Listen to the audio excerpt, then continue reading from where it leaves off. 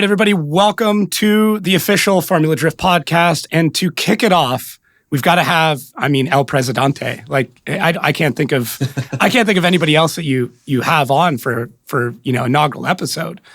Like, you've somebody who's been here since day one, right? Like pre-day one, really. Like, what's this like? How do you sit here right now and just go like, yeah, it's been this long and I'm still doing this thing, and I know there's good stories of how it all started, and I definitely want to get into that. Yeah, it's a little disconcerting when you think about it sometimes, honestly. So this is we're going into the 20th season, right? And you can imagine, like, normal Americans, there's tons of rollover and jobs that they have. Maybe I think like the average is like 5 years for, a particular job at a particular company. Much less like a very niche sport that really nobody gave a chance to, that we were told many, many times over and over that was going to fail. So to be around, at the 20th season, even with everything that we've experienced, it's actually pretty crazy. And it's also like really exhilarating as well, because it's such a milestone, 20 years, and then it's 5 more years will be 25. So it's, we're getting to that quarter century mark, which is pretty incredible. Yeah, it's crazy when you think about it that way too. Because I remember talking to somebody about it today, and I had mentioned how many weeks it was until FD, and they're like, oh, yeah, nobody's actually said it like that. Like, my dad every year on my birthday will call me and be like, how's it feel to be halfway to 64? And I'm like, thanks. Like that, like once it's put into that perspective, the whole thing changes, right? Like 5 years away from a quarter century. Like, Jesus. So did you have any thought that it would go this long, or that you'd still be doing this like since day one? It's hard to remember a lot of the mindset in the early days, because I was really young. Clearly at that point, 20 years ago, I was 22, 23. So, I was just kind of like coming into like whatever you would consider to be the professional business world, so to speak, or whatever. But I'm onto the event side, and it was a lot of it was very blurry for me, because we were chasing something that we were like, this is a really, really cool opportunity and an awesome sport. It just took on a completely different feel once we started doing it in America. And so, it was very like abstract, I think, in the way that we approached it, because we were always trying to figure out how it was going to work. Mm-hmm. And even to today, we still are trying to figure out, as the sport has progressed, and especially as competition has gotten more crazy, like, how do you kind of keep up with all of that? And what changes do you need to make? It's such a dynamic and interesting and odd and wild sport from the onset, that, there's always something to be working on. And the fact that it's, been around for this period of time is, it's nothing short of a miracle, I think.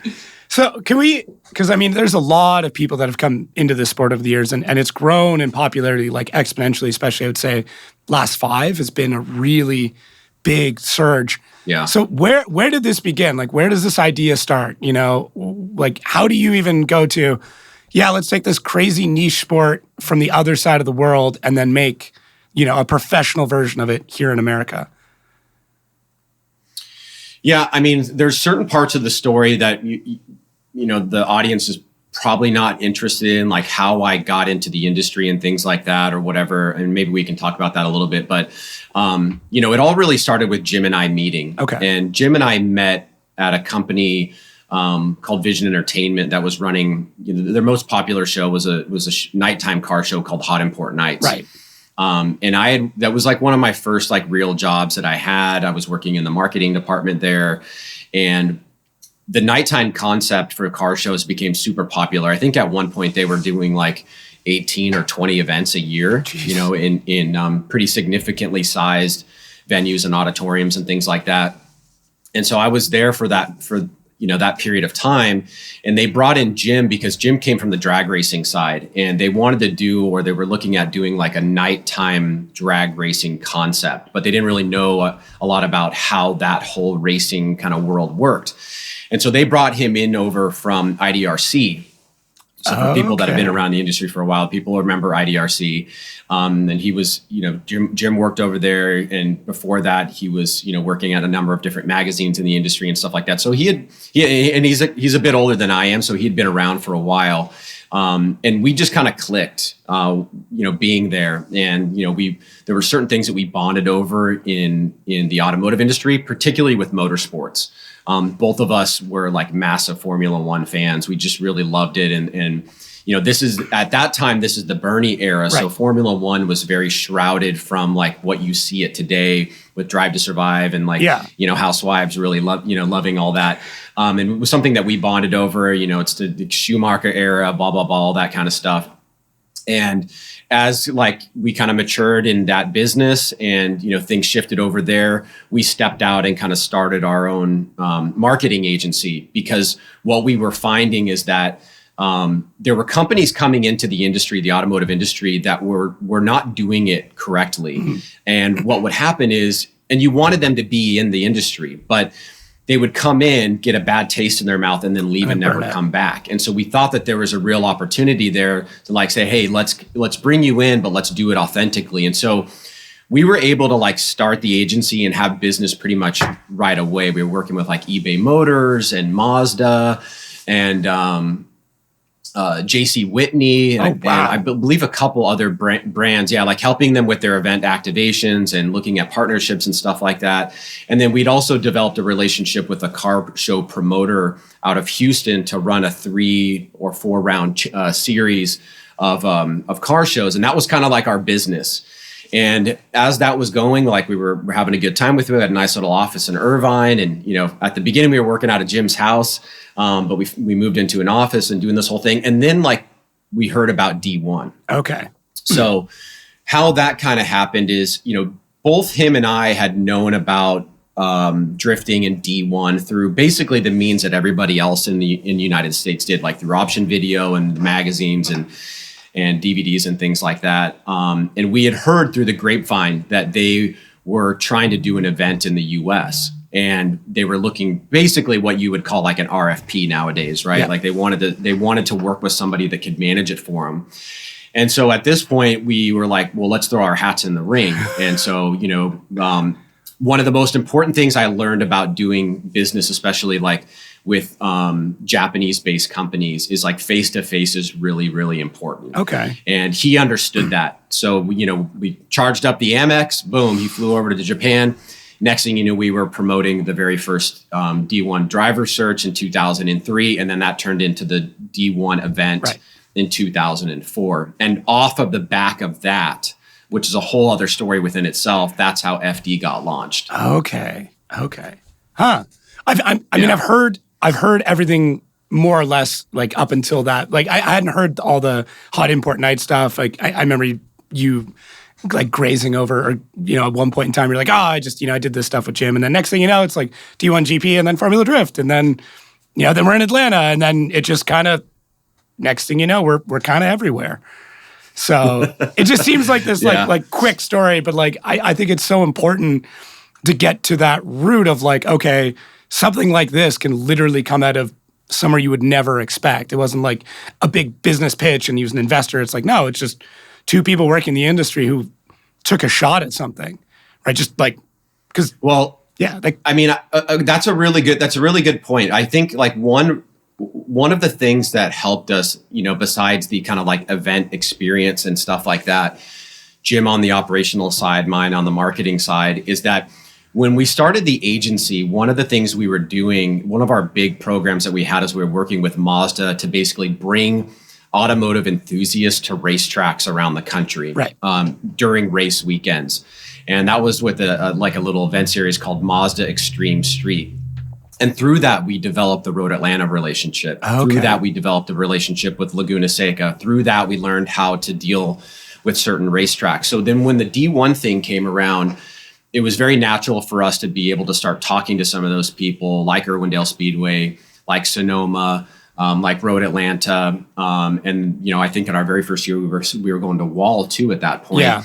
And be able to like build off of those relationships because we kind of knew how to do that. So it wasn't like the idea and the concept of like doubling down and going to FD didn't really happen until we saw how impactful the D1 event was. Yeah. It's like a proof of concept, did Irwindale. Yeah, and so what we were thinking is that we were going to try to be in business with D1 for a long period of time, that we were going to be like their event producer. We had pitched them on becoming the distributor for Option Video here in the United States. And, I mean, they're a big company, but they didn't really want anything to do with that. They essentially told us like, look, this is kind of like a one and done type of thing. Yeah. And we're going to go back to Japan and that's pretty much going to be it. And we're like, dude, but this is kind of crazy. Like we sold out like one of the largest stadiums in Southern California on an event that really nobody even knew about unless you were like a hardcore drifting fan. Yeah.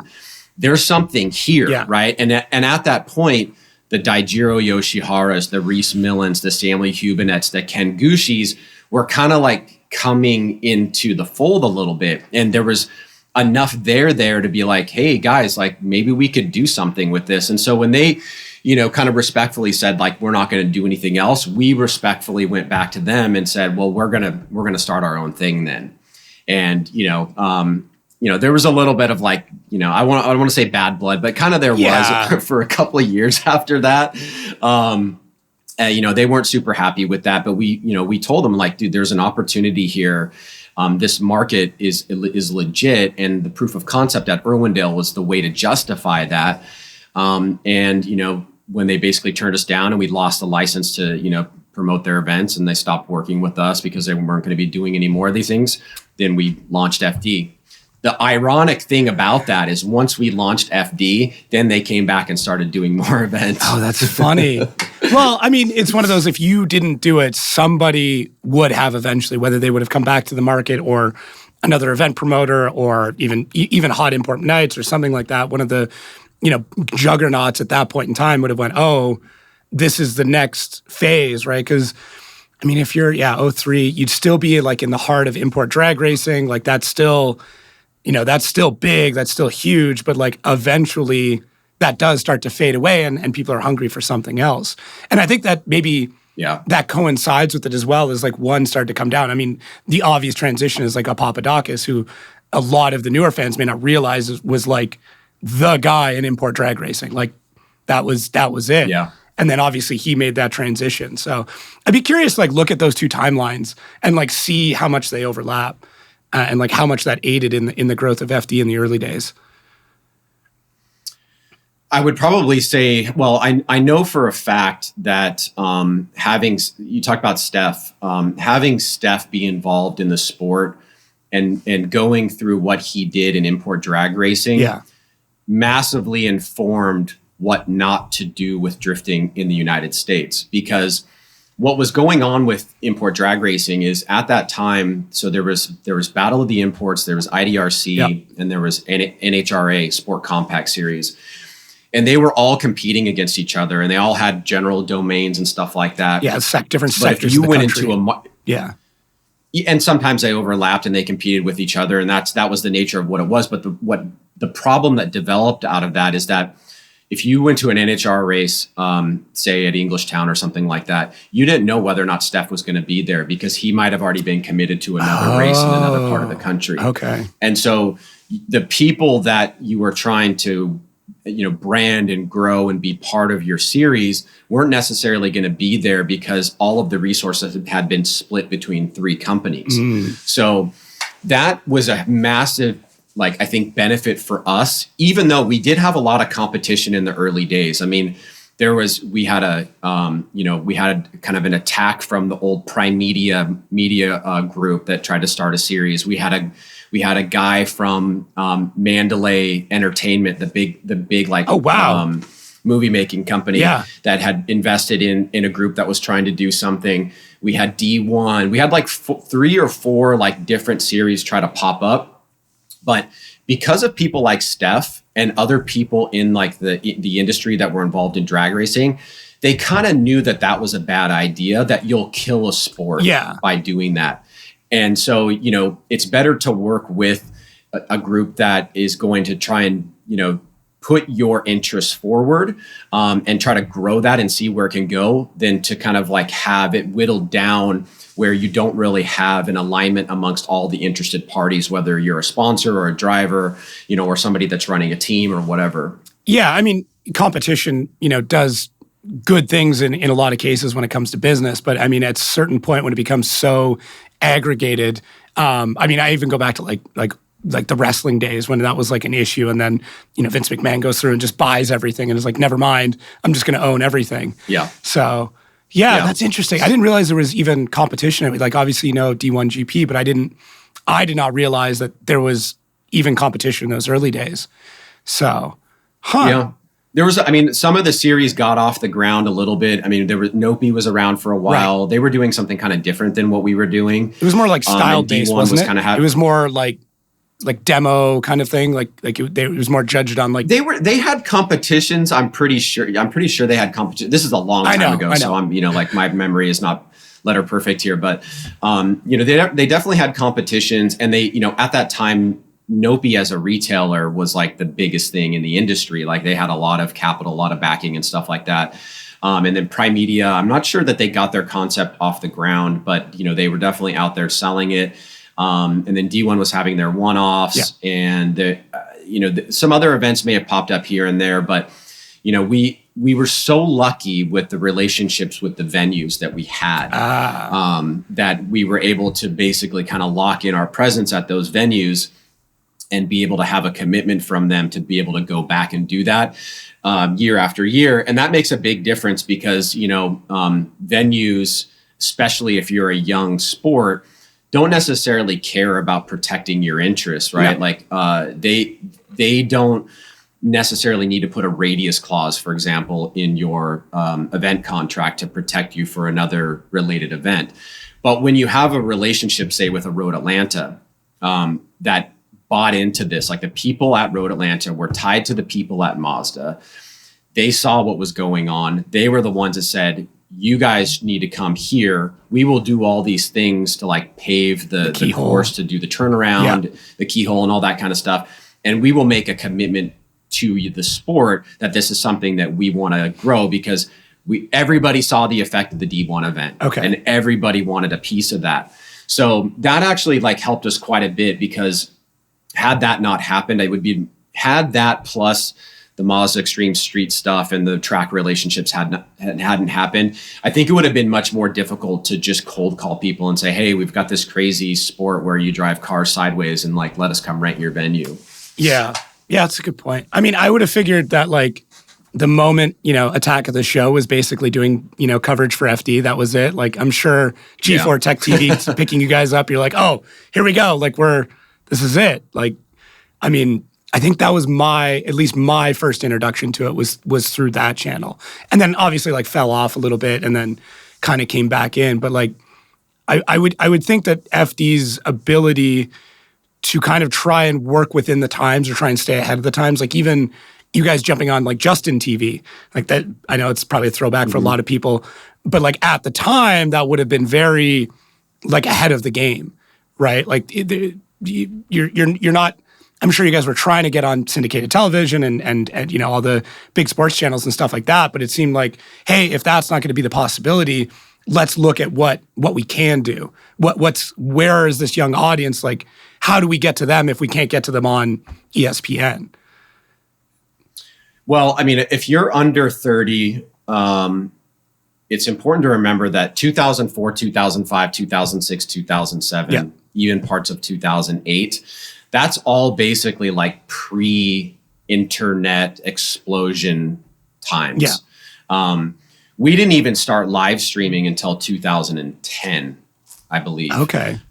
We may have done some preliminary stuff around like when we were working with Red Bull for the World Championship in 2008, and we may have done some streaming for that. But our primary media exposure and what we were going after was trying to get the sport on TV. Mm-hmm. And so you mentioned G4. We had G4 2004, 2005, 2006, 2007, 2008. We were on ESPN2, and we had done basically a tape delay style type deal. And that was our energy and our focus was live event plus television, like internet, Instagram, Facebook, like that wasn't even a thing for a long, long time. And the sport itself, as I think you rightly called to, really didn't have its kind of explosion until a lot of those platforms like matured to where they are now, and more people could be exposed to the sport and see it in different formats and all that kind of stuff. So yeah, it's crazy. Yeah, but that initiative is obviously what separated you from that other, the other competition in the space. Is like, okay, we're gonna keep pushing. Like the live thing is great, but that's limited. That's literally limited by seats and the reach and people getting to the actual venue. But once it's within the public domain, once it's available through the airwaves, if you will, that's the infinite market basically. It's everybody that has a TV. Yeah, well, and I think a lot of some people still have this sentiment, but it's like gone kind of away now. Is that in the early days, getting your sport on television was a sign of having the appropriate credentials, right? That you were legitimate, that you weren't like some grassroots event that was just doing booking venues and putting on competitions or whatever, that you actually had a product. And it was obviously made very difficult by the fact that drifting doesn't have anything to do with racing, right? Like how fast you get from point A to point B. So when you go and like sit down with like the head of a network or the person that's buying time or that you're trying to get time from, and you're saying, well, we have this sport, it's subjective. Their kids are really into it. It's a motorsport, but it's not, there's no finish line. Like that's a massive uphill battle to climb, and it was very difficult to try and figure out like who would buy into it. And we were very lucky because we got the G4 thing and then we got the ESPN deal. And that kind of turned the spokes a little bit with some of the sponsorship opportunities that were coming our way. It builds legitimacy. And kind of like it gave us some legitimacy, and it allowed us to kind of create a little bit of a runway. But like, as you said, it wasn't really until like the internet became mature that I think drifting really kind of like had its heyday or started to have its heyday. Yeah. As you alluded to, like previously, like, a lot of people were introduced through option and everything else, but like that became that thing. Like you had to get that from somebody or had to know somebody or had to get a copy of it. Right. Whereas once sharing that becomes a button, it's very different, right? Instead of it becoming a physical 100%. Asset, you're just like, oh, here, I have to click this thing and now this person has this and now they're introduced to it. And FD, like drifting in general, is just so like clippable. You know what I mean? Like it can have all these moments in a similar way to a lot of other motorsports, but like it's a lot more rare for those motorsports to have those moments where like you can just pull 5 seconds out of context and be excited about it, right? And it just, because it looks, from the untrained eye, like drifting looks like about to crash all the time, right? It looks like a problem. It looks like an incident in the making at every single moment. And it's just an easy thing to be like, oh, like your favorite part of drag racing is the burnout. Your favorite part of NASCAR is when they, almost hit the wall. Okay, cool. Here's an entire event based on that thing. If you like, we always have fun doing this, but like if you are listening to this and you've come into the sport, say within the last 5 years, maybe even 10 years, go back and look at some of the competition from pre-2010, right? And you will get bored very fast because it's so different, right? And like, it's crazy because when I think about like being at those events, I think about, wow, I was really excited. There were crazy battles. Oh my gosh, I'm, a really unbelievable disparity in vehicles. We have a Viper over here and we've got an AE86 over here. This doesn't make any sense. And having that thrill and excitement. But then I apply that to like today's driving and it's not even in the same ballpark, right? It's like a lot of times there'd be 5, 6, 7 car gaps between the vehicles. And like, we considered that cool.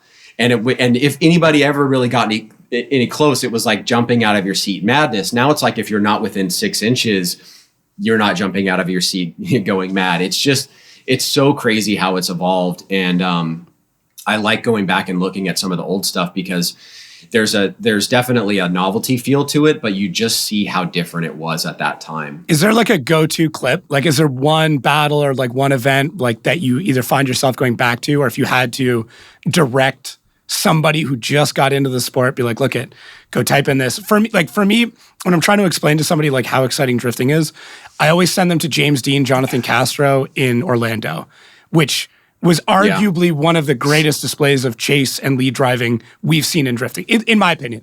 Please, in the comments, feel free to argue with me on this one. But that, like, if I had to show my grandpa, if I had to show my aunt or my uncle, whoever, that's the video I send them. But like for the old school stuff, is there one you could pick out? Well, before I get to that, I'm actually glad you brought up that battle because Jarod likes to make fun of me because when I was doing the announcing, I actually cried during the broadcast on that battle. Really? Dude, I get goosebumps. I have goosebumps right now from that because it was insane. They interviewed him afterwards, and Jonathan Castro, they interviewed him afterwards, and like the combination of the battle plus the interview, I kind of like started breaking down a little bit. And to this day, Jarod still makes fun of me for that, but it was like a moment that I got caught up in it. And so I'm glad to hear that battle resonated with you as well. In terms of the old school stuff, it's got to be like, so anytime you have, say pre-2000, let's go back to the early days. Anytime Samuel Hubinet or Reese Millen drove, you kind of expected that there was going to be a really good chase because of just like how overdeveloped their cars were relative to the other guys. Hubinet had the competition coupe that like probably could compete in today's competitions. And Reese had his GTO, which like was massively well engineered and was really awesome to watch. So like any of those battles, you're always gonna have a good time. What was cool to watch though, when you think about those two guys and even Tanner to a certain degree, when he started coming in 2007, 2008, is the Forsberg, the Gettins, the Yoshiharas, the JTPs. Those people started like chipping away at that and figuring out ways to get the car to go faster but still stay sideways and things like that. And so you start seeing, like, if you were to compress, say, like the first 5 years and look at the beginning and then all the way through those 5 years, you would see those guys, the non-Reese, non-Samuel guys starting to chip away and get better and better and better. There's a moment in 2007, I think it is, at Irwindale where Reese was going to win. I think, was it 2000? It might have been 2006. Reese was going to win his championship. Wait, 2004, 2000, must have been 2005. I told you there was going to be a history lesson. I warned you. 2005, Reese was going to win the championship. Right. That's right. Reese is going to win the championship. And he goes up against a battle with Chris Forsberg. And Forsberg, I think, was driving the S15, the Falcon S15 at that time. And there was this moment where, and this happens all the time, like think about Jonathan Hurst nowadays, right? Okay. Forsberg's car like goes around a corner and does like a massive like blowback, big flame out the back, and the live event audience just freaking loses it. And I think he ended up winning that battle. I believe he ended up winning that battle. Reese won the championship, but Forsberg won the battle. He maybe even won the event, and it was like a really, really big deal. Those kind of things, like I love going back and revisiting them because it was just like a completely different time in the sport and the dynamic was so different. And especially for the young guys, like the one thing that I really like a lot is the Forsbergs, the Gettins, the Yoshiharas, the Gushis, like the Gen 1 guys. Gen 1 legacy guys is kind of how I'm starting to break them into generations now because we're now at that point where we can. Yeah. They're all homegrown drifters. Yeah. That's all they did. There was nobody really except for Reese and some I guess a little bit Samuel and a little bit Tanner that came from like a traditional racing background.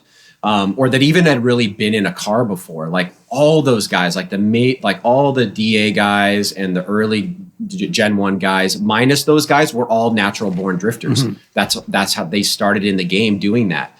So like once you kind of see as they're getting a hang of the sport and they're starting to figure it out and like engineer the car and the suspension and tire setup and all that kind of stuff, you start seeing them get better and better. It's like really, really cool and exciting. Yeah, it would be kind of neat to like make, and like, you feel free to take this idea, but like take the final battle from every Irwindale or something for every year and just show that progression of like, here it is, here's the champ, or even the winning battle.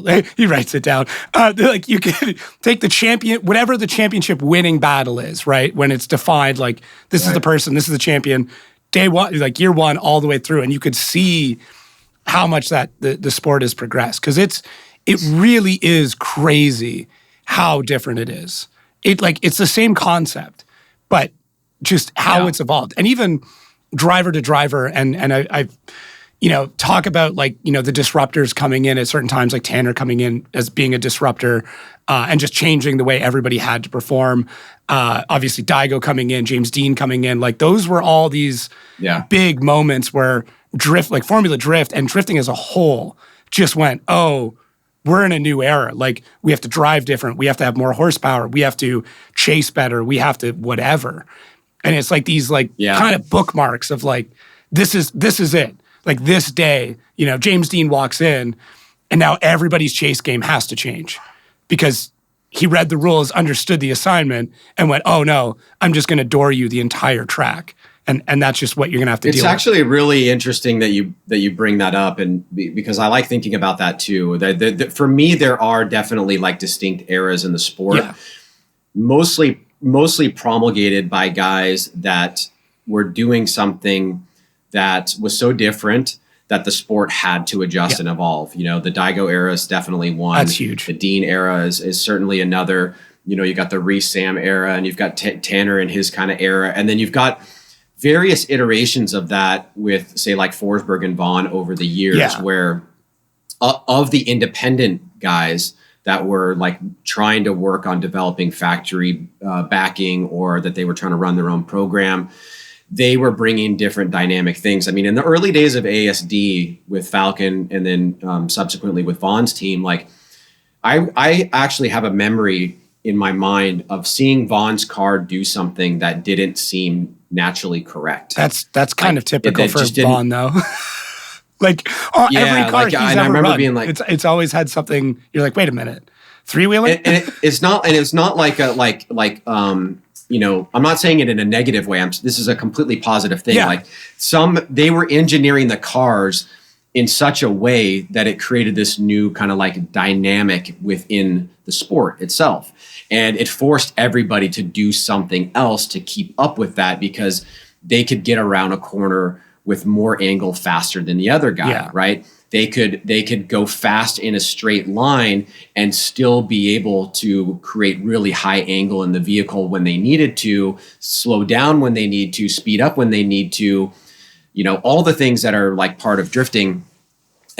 All those teams kind of contributed to in some way, shape, or form. So that I love thinking about that, because there's definitely for me like moments, eras, so to speak, of drivers and teams that are making that contribution to the sport. Yeah, and it's exciting to see and like understand. Like if you look at like how it goes, like every 5 years or so, like we're really, really due for another disruptor, and that's what I'm really excited for. Like, I think the biggest one for me, to be honest, is like Forrest Wang coming back in. And what I'm kind of hoping is like it brings back like the attitude era of drifting almost. Like and I'm not even like a wrestling fan, but I think wrestling has done a good job in explaining the generational like changes. Like football, basketball, hockey, they all have those same things. And I mean, we could do this with hockey if you want, but I'm going to lose like most of the audience.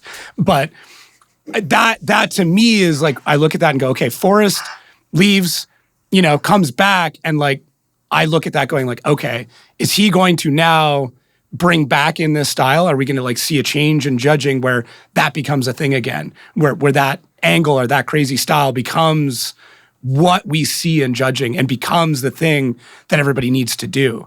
And then gone is that like drag racing mentality, because we've seen that slowly fade. There was a couple of years where like it kind of seemed like drag racing burnouts, and like, we changed a couple things, and judging changed, regulations changed. So that's my like prediction for the year is, and I'm hoping that that's the case, because like I think that's what we're due for. Is let's see some crazy style come back into the sport again.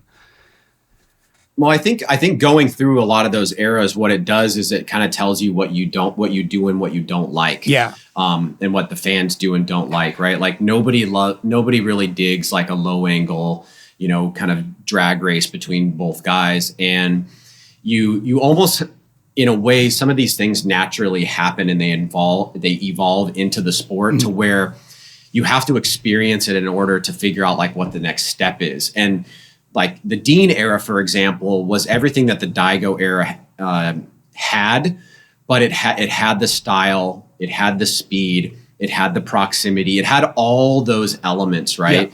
Yeah. And he came in and raised the bar for the rest of the field, right? And those guys were left chasing him. And look, there could have been at least 1 year in there where Osbo got one of those championships. I mean, so literally close. In 2019, it came down to one run, right?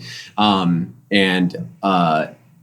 Or 2018, maybe it was the one run with the two back-to-back one more times with Osbo and Gettins, I think. Yeah. But we wouldn't be talking about the three-peat for James Deane. But nonetheless, like in aggregate, like what he did was basically expose us to like, oh, wow, okay, you can have style, you can be fast, you can have big angle. And maybe that is something that, actually, I know for a fact it is something that Forrest adopted in his second return. Mm-hmm. That it went from super high wheel speed, slower speeds, very smooth and silky transitions to beautiful, taking that and increasing the speed a little bit, right?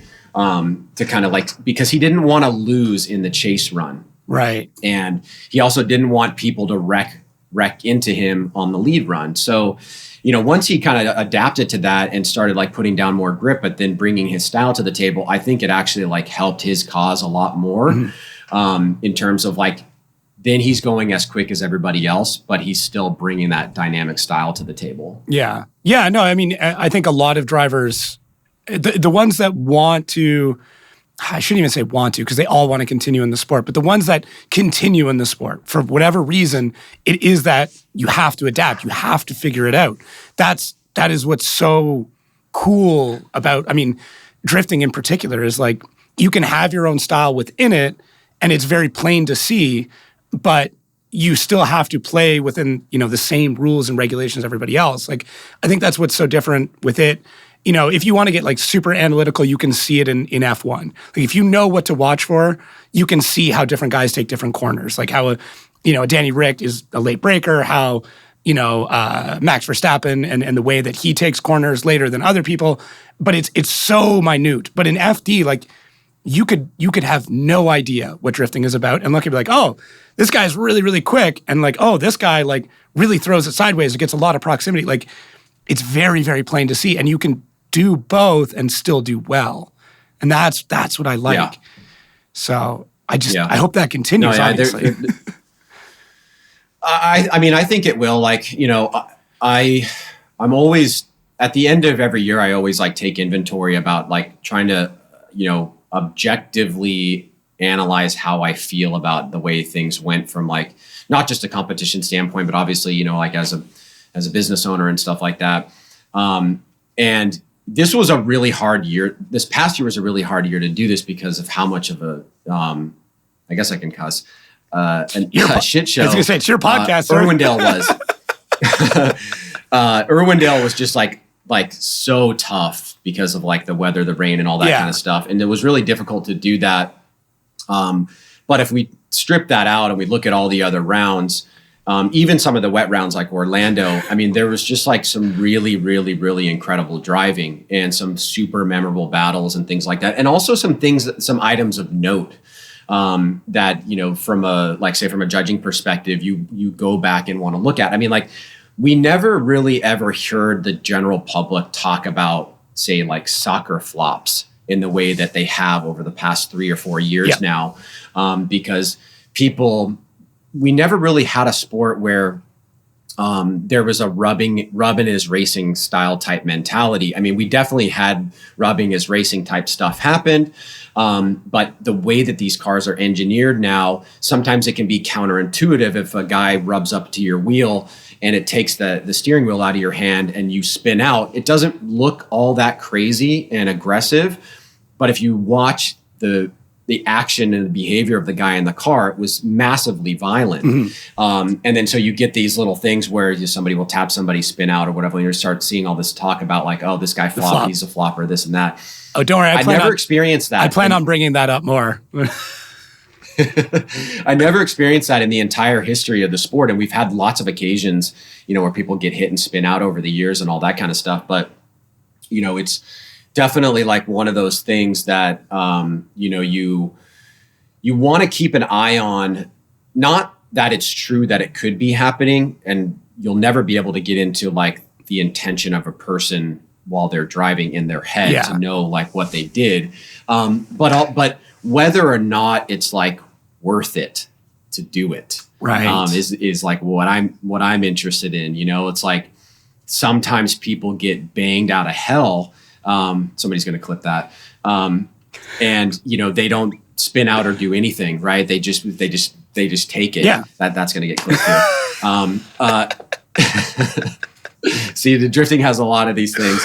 And then other times you get a slight little tap and somebody spins out, and like, it's very, very like weird. It's very, very interesting time in the sport because there is such a close relationship between the vehicles now, from number one guy to the 32nd ranked guy. Yeah. Contact is just part of the sport, and it's the most challenging part of the sport for us to deal with because of all these things that we're talking about. Is there, I guess, I mean, we can, and this is a good segue into plans for this year. Is there anything coming up changing to like directly investigate that, look into it, prevent it? Because obviously, it's the talking subject. It's kind of what took over. I mean, there's always talking about judging. Like since day one, judging has always been a hot topic. But this has kind of been the complaint du jour, especially this year or this past year.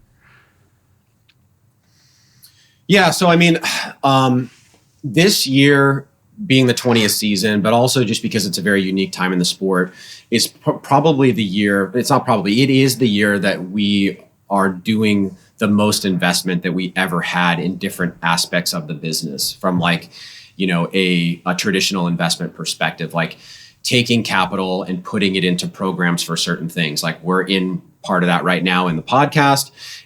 We've got a bunch of other things that we're going to be releasing this year. One of the things that we've been like developing over the past couple of years, and what in a parallel path has been being discussed in the same time, is like, how do you utilize it? Is all this telemetry data that we've been collecting off of the cars. The CAN data. Because and there's a lot of really useful data. A lot of data that we would look at after the event when we were trying to determine something and say, because like think about contact, right? Or think about a crash.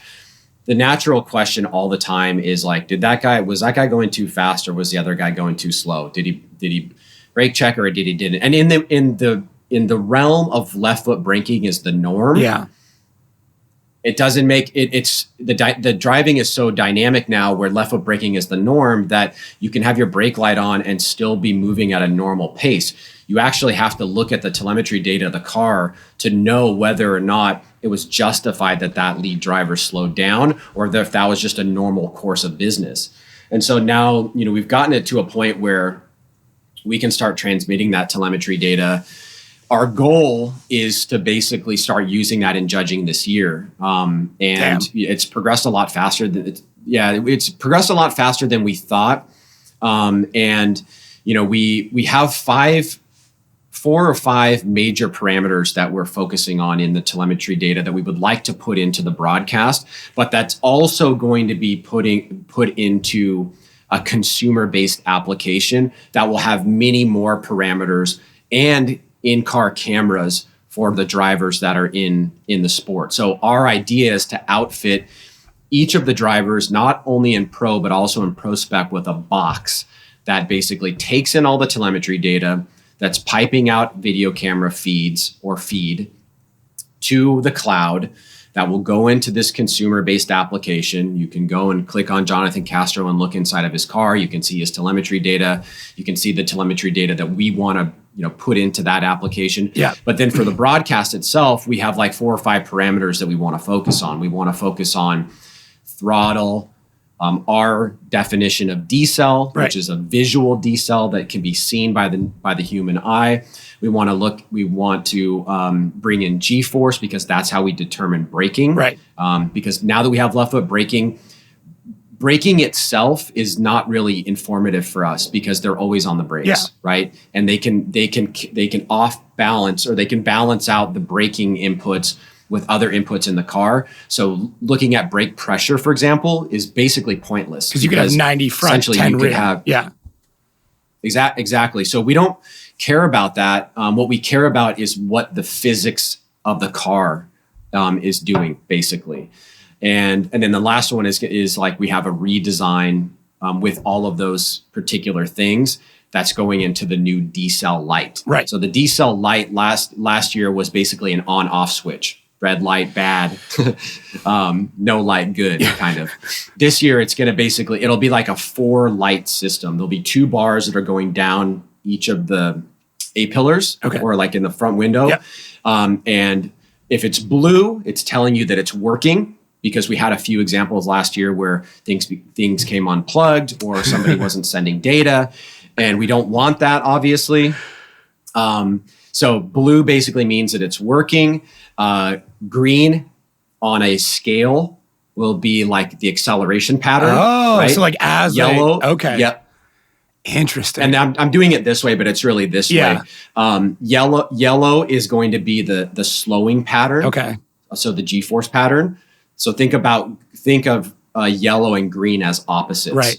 And then red is our decel, and that will be a flash. So this will fix a bunch of problems. I mean, not opportunities, let's say. But look, I mean, like we're doing so much this year. I'm very nervous, honestly. Like we've bitten off a lot, and we've just committed to doing it and making the investment and trying to put it out there. I didn't think that it would happen this fast, but for sure, like the decel light, or the new decel light, is going to be really cool.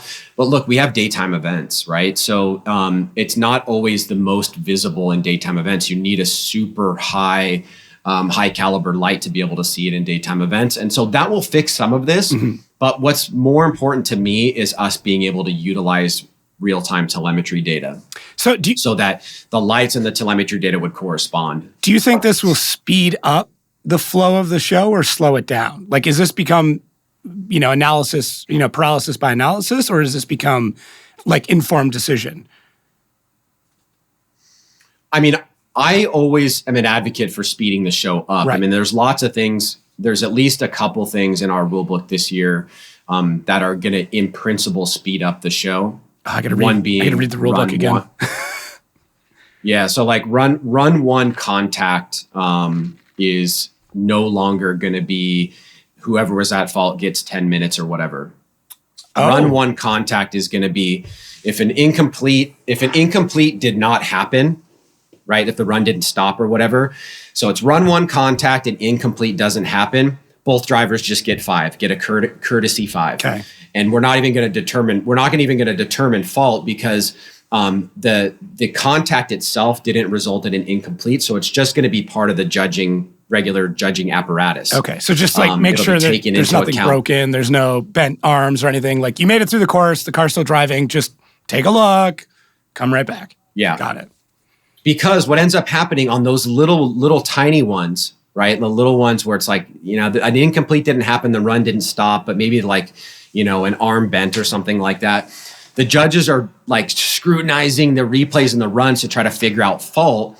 And all of a sudden 5, 6, 7 minutes gets added on, over the course of an event, sometimes more, by the extra replays that need to be seen. Right. Now, starting in round 7 last year and round 8, we actually took the judges out of the live stream altogether. So they have their own independent replay machine, which even though Irwindale was so crazy with the rain, if you just look at the time from the time of result relative to when the replay ended was much faster, and so was Salt Lake City. So we're really happy about that. We're going to continue to do that, but we're also going to get rid of this whole fault for contact thing on run one if there's no incomplete. So going back to your original question, yes, I'm a massive advocate for speeding up the show. Will the telemetry data or the lights and all that kind of stuff make it potentially paralysis by analysis? I would hope not, because a lot of times what we're looking for in a replay is, did the decel light go on? Right. Do we have an angle to see the decel light? Oh no, the sun's out right now. We can't really see it. Or, it was too smoked out. Oh no, Now, if we have the telemetry data, we don't have that problem because it's being transmitted to the car. So I think the V2 decel light would be good.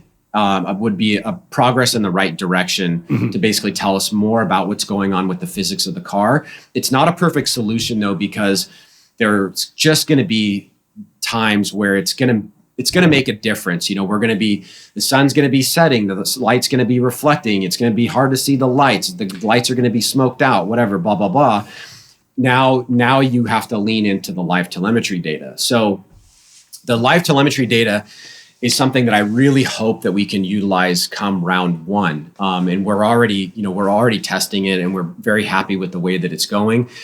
We may keep it behind the broadcast for the judges to use until unless it's ready to go out, in the first event. Yeah. But my goal is to have it ready to go live for the public for the first event, so the public and the judges are seeing the same thing. That's kind of the thing that I think you have to have. I don't like the judges saying, well, we looked at the data and it said this. Right? Yeah. I don't like that idea. I like the fans being able to. Yeah. I like a replay comes up and you can see the relative speed between both drivers. And this guy's going at a relative speed 10 miles per hour faster than this guy, and you have a collision. Oh, well, obviously it's because this guy was going faster than he should in that section of the course, and this guy was going the speed that he should be going, right? Okay. Because we have that data to tell that story. Relative speed made was an education for us in the Vaughn and Chelsea battle a couple of years ago at Long Beach. Relative speed is a big time factor for almost every contact. Mm-hmm.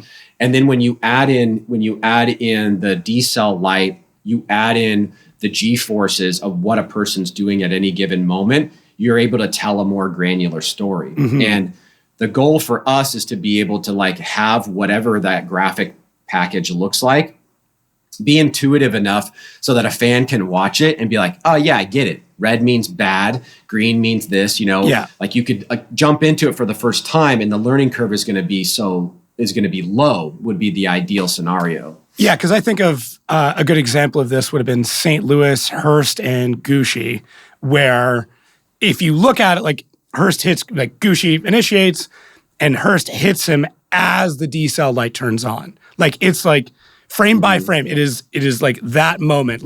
Doors touch, decel light turns on. It's well, if he's pushing him, that decel light wouldn't have came on.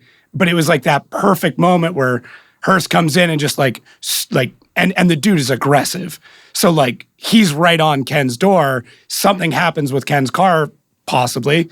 And based on the stream, it's no, decel light wasn't on until after contact. So therefore, but it's one of those weird situations where something like this, where you have a threshold where you can see, in that situation, you could have seen, okay, ding, ding, ding, it's going yellow. Then he hits, okay, he was slowing, and there's that. But then it's okay, well, it's an initiation. You're going to slow a bit unless it's a clutch kick, and the first turn in Seattle is, anyways.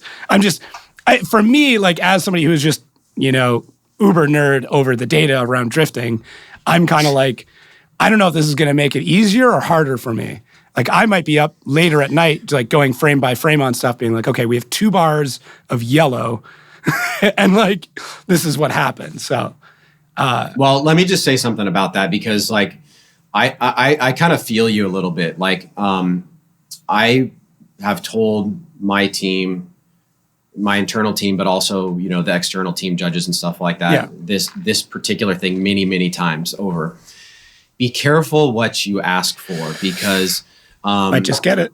once we adopt these things, right? you don't know what Pandora's box is going to be opened up, and it could cause more problems than you think. And the reason I say that is because when we first started collecting telemetry data, it was like so eye-opening and so telling in terms of how counterintuitive it was. What we were seeing physically with the cars and what the data was telling us made me think, geez, we're going to have to interpret this data, right? So what are the questions that we're having problems with that we would like to answer, that we can get simple answers to, that don't take another layer of interpretation that is just going to cause more issues, right? Because once we open this door, once we go down this road, there's a real chance that it could backfire on us and like be a big problem. But what's encouraging about it is that people trust computers. Right. That's one of the people. Yeah. People really trust computers, and they don't trust people. And there's a philosophy. I know it is, but from a computational perspective, you can understand it, right? Oh, yeah. Like, I don't know that it is going to be, the Goldilocks thing that we want. But I think the way that we're trying to design it is in such a way that when we looked at the data after events and we were trying to get answers to the questions that we wanted, had we had those answers in real time, it would have made a difference. Ooh. And people would have been able to see that. They would have been able to see the relative speed difference between Vaughan and Chelsea and Long Beach, right? And that even when Chelsea grabbed the e-brake for a second, it didn't trigger a change in momentum. Yeah, but it looked like he grabbed e-brake. But again, because of how these cars are designed and developed, he could do that without losing momentum. So what we learned in that battle was this. For example, Chelsea grabs the e-brake, right? It did not induce a decel on our definition of a decel. That's question one that it answered. We also learned that Chelsea was at a relative speed for that run that he was similar to all of his other runs in the lead. And Vaughan was like 8 miles per hour faster. Okay. Huh. Now, had we had that in real time, that result would have been different. Yeah. One judge went for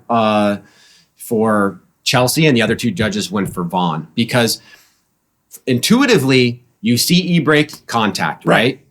E-brake contact, e-brake crash. Oh, Chelsea is the one that did that.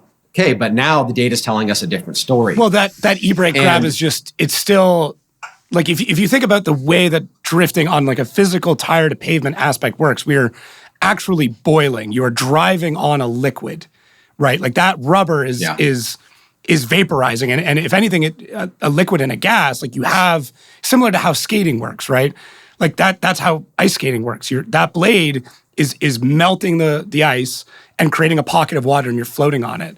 So that e-brake, that tire is still the same temperature. So you're still riding on that same bit of liquid rubber in this case, to get it to slide. So yeah, that's interesting. Because I would have thought the same thing, especially with those tires, like especially that sidewall. Like I would have figured you grab the e-brake, that sidewall bites in a little bit, you drop maybe 3 or 4 miles an hour, and that's what it is. But I guess in that split second, you're still floating on that same patch of liquid rubber at that point. I mean, drifting is very counterintuitive, and especially like in the modern drift era, the way that these cars are being engineered and built. I mean, like I remember like laughing, like I love Vaughan, like he's a good friend of mine, and we've had some good like spats over the years, but we've really had developed a strong relationship, I think, in the industry. And I remember him saying something one time in a driver's meeting. It was just so funny. It was like so well timed. He's like, "When I pull my e-brake, I go faster." And I remember that was probably back like when we introduced the braking light. Right. So if you remember, like many years ago, we had a braking light, and that was because we wanted to see when people were braking, and that was the first iteration of the light. Yeah, I do remember that. what happened is the cars developed in such a way where left foot braking became a norm. I think so. Then that light became confusing. Odie was like the big proponent where he's like, listen, I can go faster left foot braking than I can without it. Like, you need to understand that, like, this is loading up the engine. This is doing, it's allowing me to dig into the corner, grip better in the front end. Like, this is doing more. This isn't slowing down. This is going faster. Yeah. And it's just like, it's if you don't know about the engineering of the cars, it will sound insane to you to say that. And like that was a big mistake that we made, right? Is that we were not like the development of the cars was outpacing the use of that piece of technology because that piece of technology had a relevant, it played a relevant role in the judging for a long time, and people were on board with it for a long time. But as the cars got engineered and left foot braking became the norm, now you're seeing that light hit all the time on the bank, right? In that era. And it's not, and that's in the way that it was supposed to be judged is that's bad. Yeah. Right. But that's not bad. No, it's right? pushing you back up into the wall. That dialogue between us and the athletes is something that we've like really had to take seriously because, we're not sitting in their shops all the time as they're engineering these cars, but these cars are doing like some absurd, very counterintuitive, crazy things. Yeah. And if you don't bear that in mind, you're going to end up having stuff that's going to confuse fans for sure. Yeah, like, I mean, going back to RTR, like the kind of the weight jacking, the three-wheeling era, like that was one, I mean, that was definitely a showpiece, but like at that time, the horsepower levels that they're running, the grip that's running in the car, they're using even like old school, like gas or drag racing style of like, no, you bring the front end up, the back end loads, and now we can do this thing. Like I couldn't imagine trying to drive that car though, but that was something that we hadn't really seen done on purpose, at least. And then they utilized that technique, and everyone's like, the hell do we do with this? Like, how do you have better turning angle with one less wheel on the pavement? Somehow that's letting you get through the corner faster and like more accurately. Yeah. So it is wild. Yeah. I mean, at the end of the day, it's all a question of physics. And physics is a very robust and well-known thing. But when you apply it to drifting, like it's just it's a very different story. And, even though we've been doing this for 20 years, within the past like 5 years, I think, like you kind of mentioned, like the past 5 or maybe even 10 years, like the cars have just changed so much. Yeah. And it's become so different. I mean, it's still the same thing. Like you said, it's the same thing. It's cars going sideways or whatever. But I don't even think like the cars of yesterday could hold a candle to the cars of today with what they're doing. Yeah. Even at the pro spec level, like I remember seeing I think it was Dai's championship car and just being like kind of nerded out by it. And Mike Kojima was there. And I'm like, this thing's like epic. I'm like, this thing's incredible. And he's like, yeah, wouldn't even bring it to a grassroots event now. And I'm like, really? He's like, yep. He goes, no. He goes, this thing's like, at the time, top of the line. Right now, he goes, it's, you could have tires on it all day. I'm like, that's so crazy. But it's progressing so fast. I mean, it's exciting. Like I love just trying to keep up. I like trying to, predict and get ahead of it and understand like where are we going? Like what are these different things? Like, all these, especially as the teams get more funding, get more research, pull things from other industries.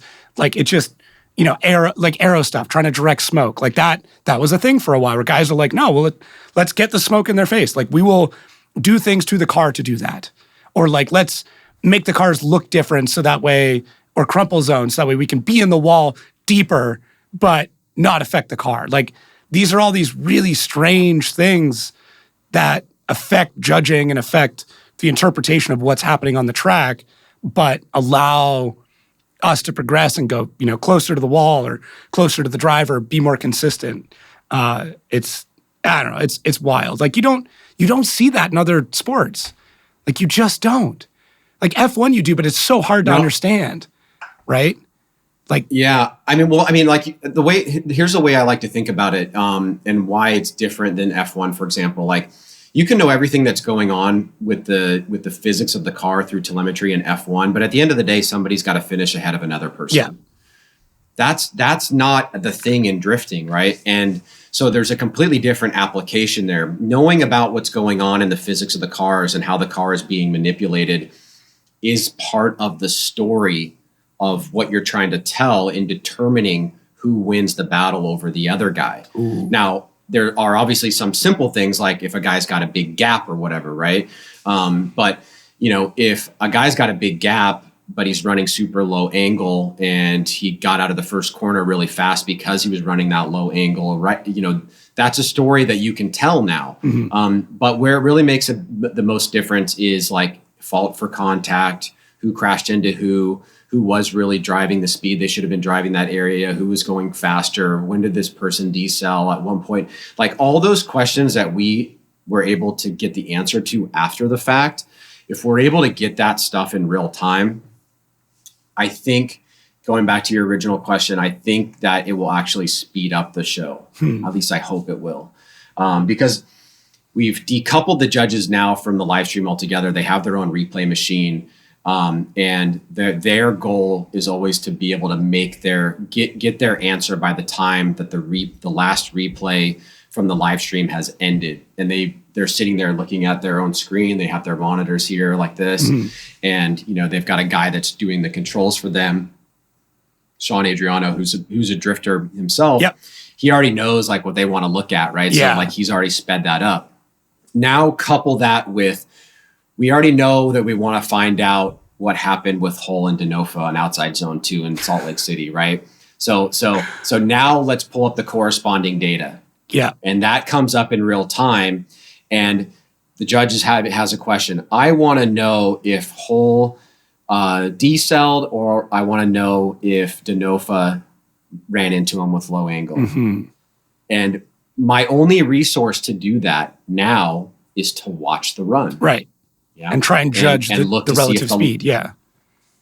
And to look to see if the light went on, and to hope that my human intuitions, my human evaluation isn't playing a trick on me.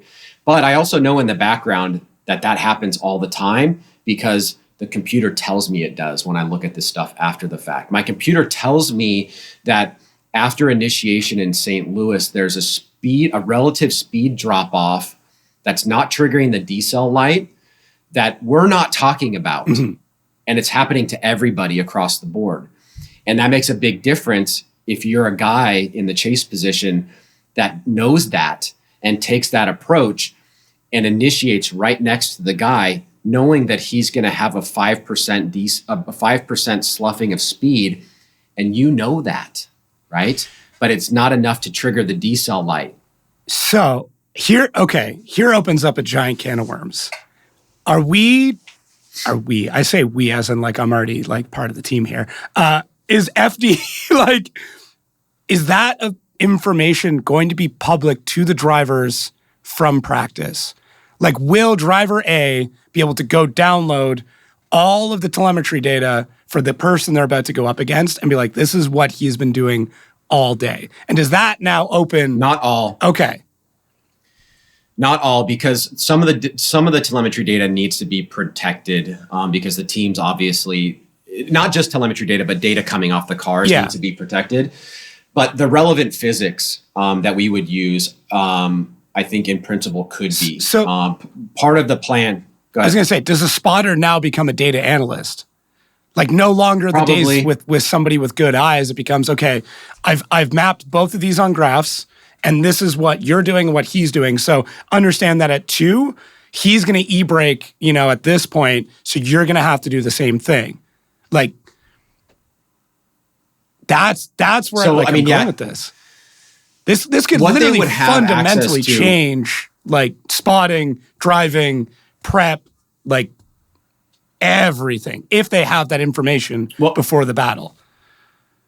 So what they would have access to is they would have access to, it depends on how we display it too, right? Yeah. Because the decel light is telling that story too. It's not putting that into numerics per se, right? The decel light is basically telling you green is acceleration, red is decelerate, or yellow is deceleration, red is decel, and blue is on. But blue, that's not relevant. Yeah. The 5 components of the telemetry that we want to collect are going to have to be numerically evaluated in some way in a graphic system for like the public facing app. So I could certainly see a situation where that stuff is online and teams are utilizing that. And, spotting does become a different thing. But, this is what happens. This is what I mean. You put things into play and you don't know what the downstream effects are going to be. You know what the logical possibilities are, right? Yeah. But there's literally limitless logical possibilities. And then which ones of those are going to come to fixation in terms of the way that it changes, like how the sport operates, is the interesting question. Yeah, that's where I go. Like, is a driver going to have somebody at home who's just sitting on a computer, pulling all this data, mapping it out? You get your pairing after qualifying, and he goes, cool. This is what you're doing to what he's doing. Here's a digital simulation of that I've somehow plugged into Assetto Corsa, and you can watch based on your run and his run what the hypothetical run will be before you guys ever do it. Because, for me, that's what I would do. And I know if I'm thinking that, there are thoughts from somebody like the RTR team, from the Papadakis team, but even any team, right? That would be my concern with it. But not even a concern. That's my excitement with it. Where you could plug this in even in the live stream. If somebody could do this faster and do it on the live stream and be based on all their data, this run could go this way. And this is what it could look like. When we first started going down this road, I was really grateful that we had Kevin on our team because Kevin, comes from the championship Forsberg racing team, spent a lot of years there, knows what it's like to run a team, knows what it's like to run a championship team, knows what it's like to go up against other teams and what you don't want other teams to know. And so he's been kind of leading the way on the telemetry data that we want to put out into the public that we think is going to be informative, and also what stuff to block as well, on the consumer side, right? There's literally hundreds of data points that could go on the consumer side, but we probably, teams need to have some privileged information that they don't want going out there. But the physics of the car, braking, acceleration, G-force, all that kind of stuff, to me, that's fair game. Oh, man. I can't wait. I just can't wait to see what people do with it. Being a data nerd myself, I know my head's already going where I'm oh, we could do this, we could do this, we could do this. These are all these hypotheticals we could do. Like I said, literally in the same way that F1 does with simulations. They run hundreds and hundreds of simulations before a race ever begins to understand every option, and they have that constantly running. And now that this is a possibility, that becomes a thing. But that also opens up cool, now AMD or Intel's oh, you have this data? Okay, well, now we're a sponsor. We're going to give you access to this server that can crunch all this data for you. And now AMD and Intel is now a giant sponsor, and we have real money in, and the tire issues about budgets just disappear overnight. So I know I took that and ran with it, but look, I've been criticized before, and Jim too. We are not very good hype men. And we're promoters by nature. But we never really we're not the kind of people that put out press releases, look at how great what we're doing this, whatever. We've just that's really never been a kind of our thing. Yeah. We just like to go do stuff and tell, and then people get to see what we're doing. In this particular case, in this situation with this live telemetry data, there's so many things that I'm so stoked on that I know about, in terms of the partnerships, in terms of how game-changing it could be, how positive it could be for the series, for competition, the clarity, all that kind of stuff. I really want to jump on the bandwagon and talk about it, but I also really want to do it first. Yeah. And see how the public reacts to it and see how the teams react to it before we do it, because, look, data still has to be interpreted, all the things that we're talking about are pretty intuitive and easy to understand.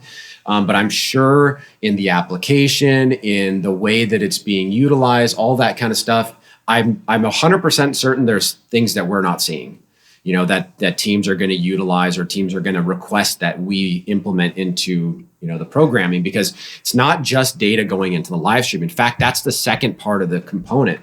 The first part of it is going to be this telemetry data that's being piped into the consumer application. Right. Because the consumer application is basically something that we're providing to the general public that's like, you want to go inside Jonathan Castro's car, you want to listen to what he's saying, if he has his mic turned on or whatever, it's a whole other thing, right? It's a whole other. I know. And I already knew that because I knew, we've done that before.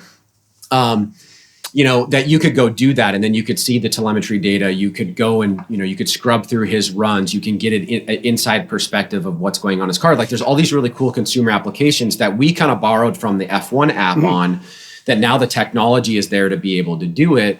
And that's step one. Step two is putting it in the live stream. So, that part is going to be super interesting, because now we have this consumer thing that teams will use for the purposes that you're talking about. Yeah.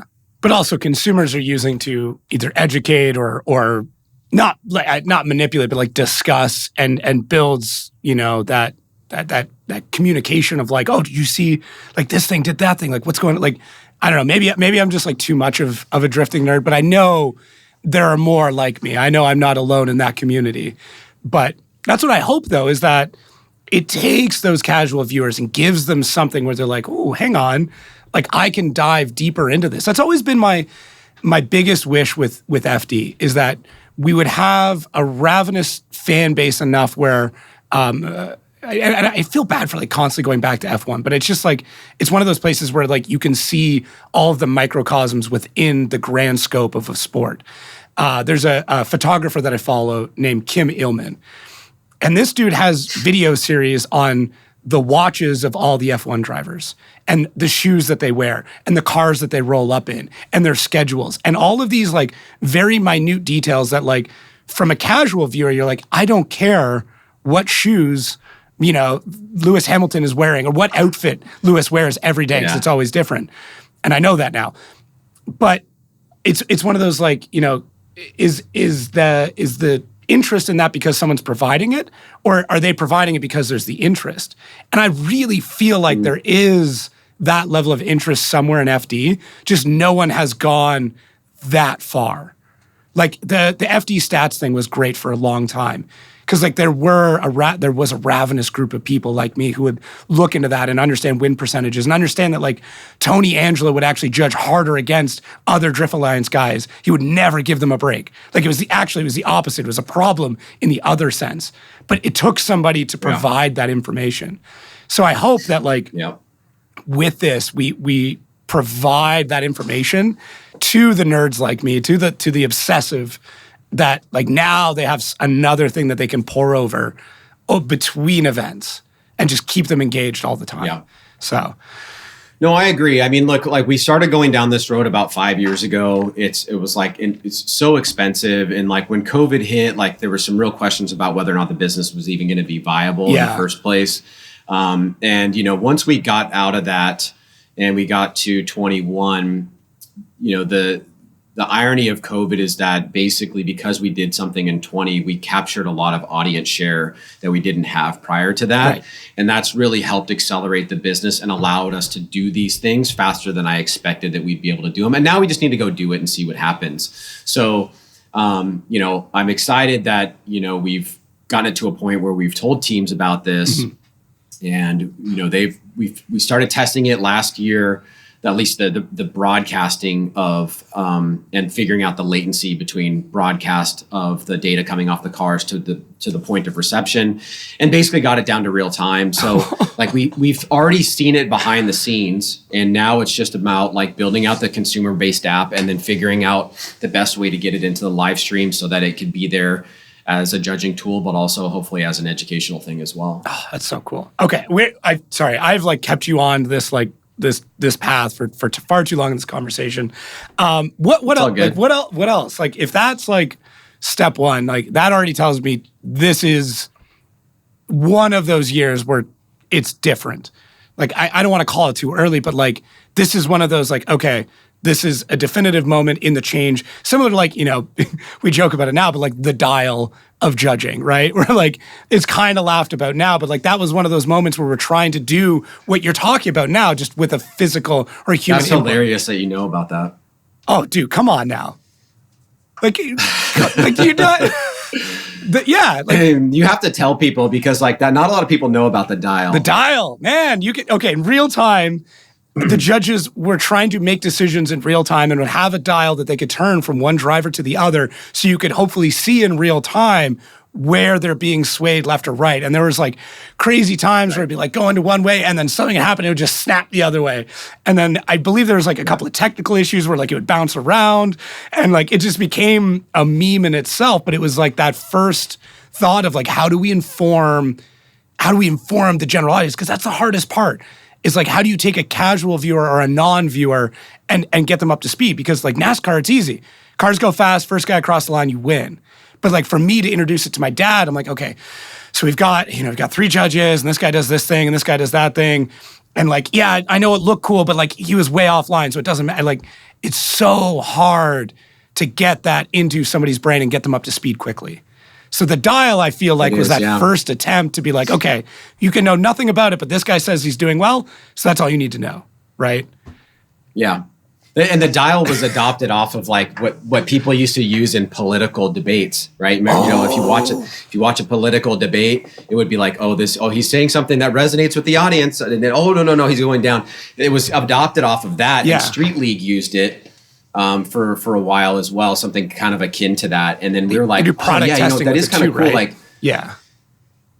like, we want the judges to tell us what's going on in their mind in real time. Mm-hmm. Tell us which way are you leaning, and that was kind of the idea behind it. But yeah, that's so funny. That's crazy. Oh, come on. I got told I'm doing this. I'm going deep. I went back to the first poke. That's deep. I deep dove your Facebook today, and the evolution of your facial hair has been incredible. Also, who would win in a DJ battle, you or Frederick Osbo? Freddie's I was very serious about it for many years. I've seen all the event posters. Freddie is kind of like new to the game, so I think he wouldn't. I think we do this. He'd probably win the popularity contest. Yeah, that's fine. But I mean, like on a technical aspect, if you were like disc scratching, like, do you think you could take him or?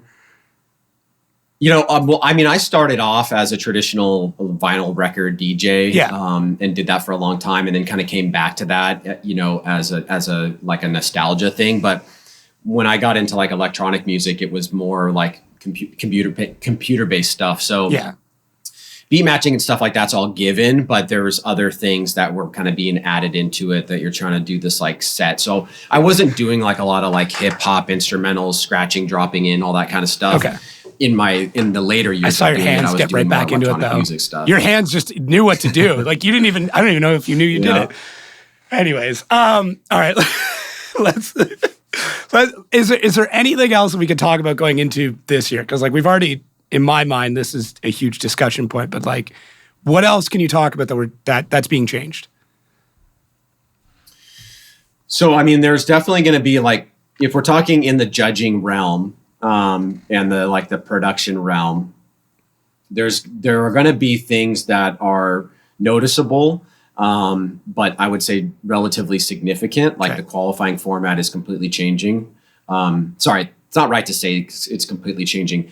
The way that qualifying is being judged is completely changing, meaning that our old system was a sector-based system. Right. We had a line judge, an angle judge, and a style judge, right? Now, the way that we're going to do it moving forward is all 3 judges are going to be adopting kind of an old school way of judging with a new flavor to it. So the old school way of judging is that you judge the run based off of the deductions made, and you take that off of 100 points. Okay. And then basically you give a score. And so our current judging system, meaning last year and previous iterations, was really like super transparent for the drivers because they could see on their score sheet where the mistakes were made, what they had to improve on. Right. And especially in a 2-run qualifying format. So prior to like the higher driver count that we had, going from run 1 to run 2 was really important to see all that stuff, see how the line judge was treating him, see how the angle judge was treating him, and then broken down in the individual sectors. My overall criticism of that was that it kind of falls into like this thing that I feel like there's a constant tug and pull with the series and the teams is that I feel like you have to be careful about how many things in the judging space are more driver centric than fan centric. Okay. So an example of that is a driver centric rule is a competition timeout. Right. A driver centric rule is a one more time. A fan centric rule is eliminating competition timeouts and eliminating one more time. I mean, I don't know. I would say one more times are pretty fan centric. I mean, when they are, yeah. You know, when they are, yeah. I'm just using it. I'm using it when they when people talk about it as a crutch. Okay, gotcha. Right? I don't want to make the tough decision, so let me give it one more time. Right. But in general, like there's going to be battles that you're going to be split on in your mind. But if you really needed to choose somebody, you could. Right. There's you could give that little. There could be that little ounce. Right. But if you have a parameter that says if it falls in, that ounce falls into this parameter, that it goes one more time, you're going to get a lot of one more times. Yeah. On areas where just like, just run them again. So that's a driver-centric thing because it tries to make the results more clear. And competition timeouts are a massive driver-centric thing because it basically keeps them in competition when something faulty goes on with the car, right? That may be their fault or may not be their fault. And that's why we had to bring in somebody like Lorette to cover that stuff because nobody knows what's going on with the car. It just drags the show on. Oh, another competition timeout. Yeah, another competition timeout. I want to know why. Like what happened? Like what's the what's the deal? Right. Right. So that's all these like things that are like they are tied to each other. So in qualifying, the current qualifying format, in my opinion, as of last year, was very driver centric because it was very, very granular on what a driver could learn about how a judge judged them. Right. I don't think that fans judge like that at all. Fans do not do sector scoring. They're not sitting there being like knowing at the top of their head that the line on outside zone 1 is worth 10 points. The line at outside zone 2 is worth 5 points. Yeah. And doing that analysis because they have the key, they have the scoring key in front of them. What they're doing is they're doing this kind of weak initiation, midline, slow transition, big e-brake pull, good smoke line there, nice angle, cool. And that's how they're judging it. Yeah, I know. That's how I do it. Yeah. That's how I do it, right? And because a lot of times I'm watching it as a fan. So what we try to do, like I went to the drivers and said, could we meet in the middle on some things to make the series more fan friendly? One of, I think, could be qualifying, right?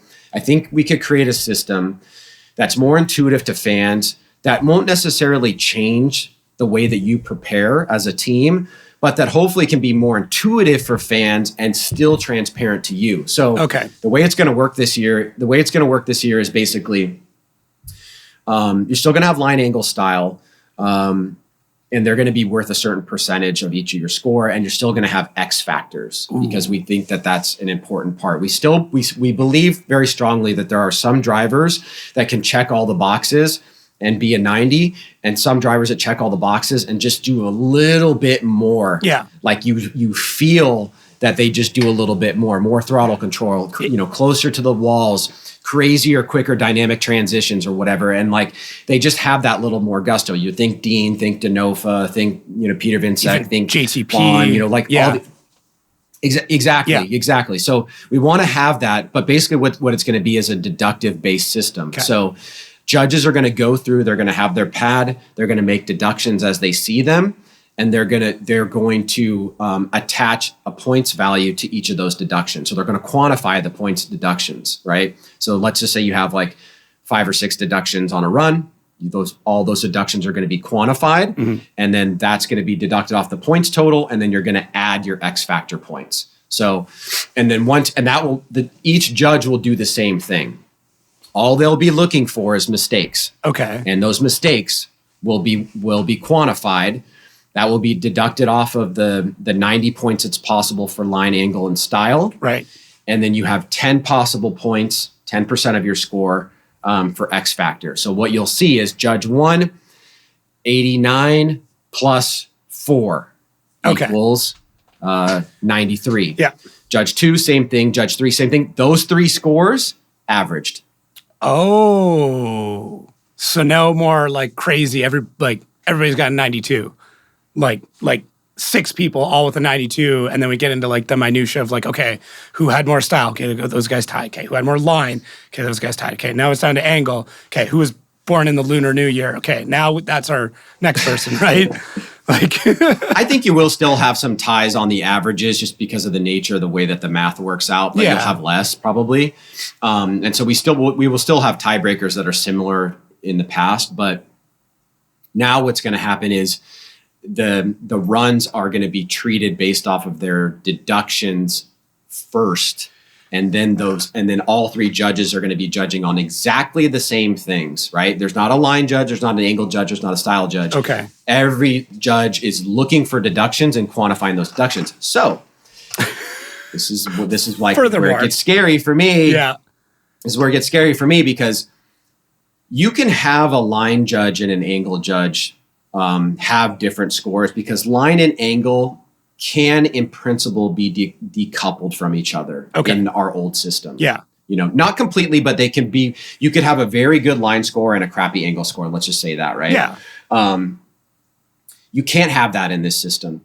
If you have a judge that gives a 75, an 85, and a 95, we've made some mistakes because they're treating those mistakes with the different levels of scrutiny. You're just setting yourself up for controversy, sir. I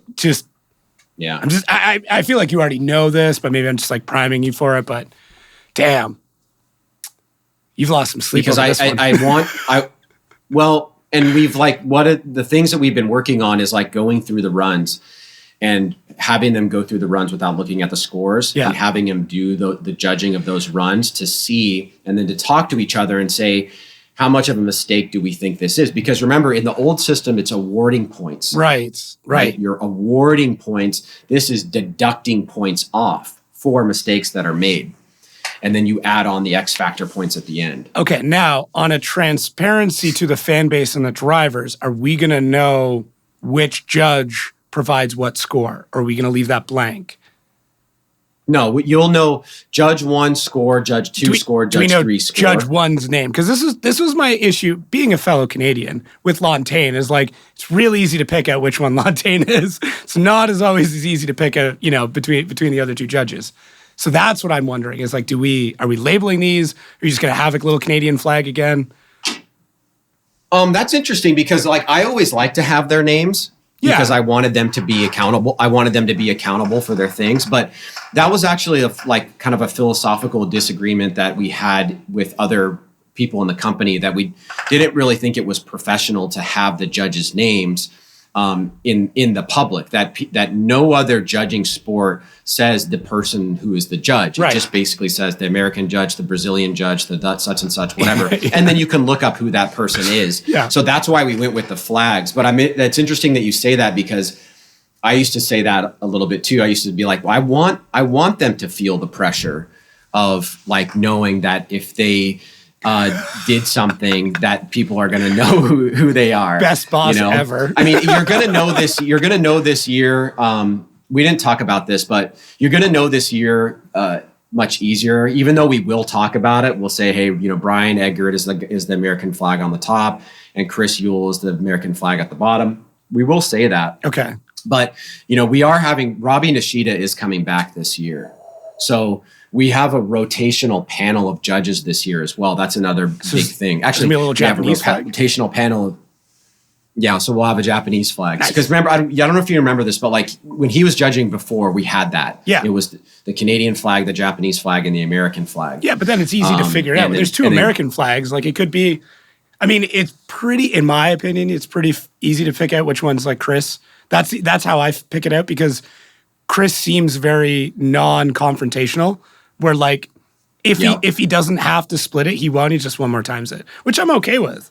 Like that's his style. But that's usually if there's 2, if there's a decision on the American flag, You think that for Chris? Yeah, that's funny. You think that for Chris? Yeah, I think so. Do you think I that think for Brian? That for Brian? I think that for Brian. Maybe I've had it backwards this whole time.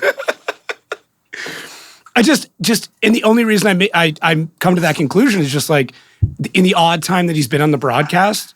He's just kind of like, I don't know, the way I felt. Like, he seems so relaxed about it. Whereas dude, Ryan is... He's not. He's not. Well, he hides it well.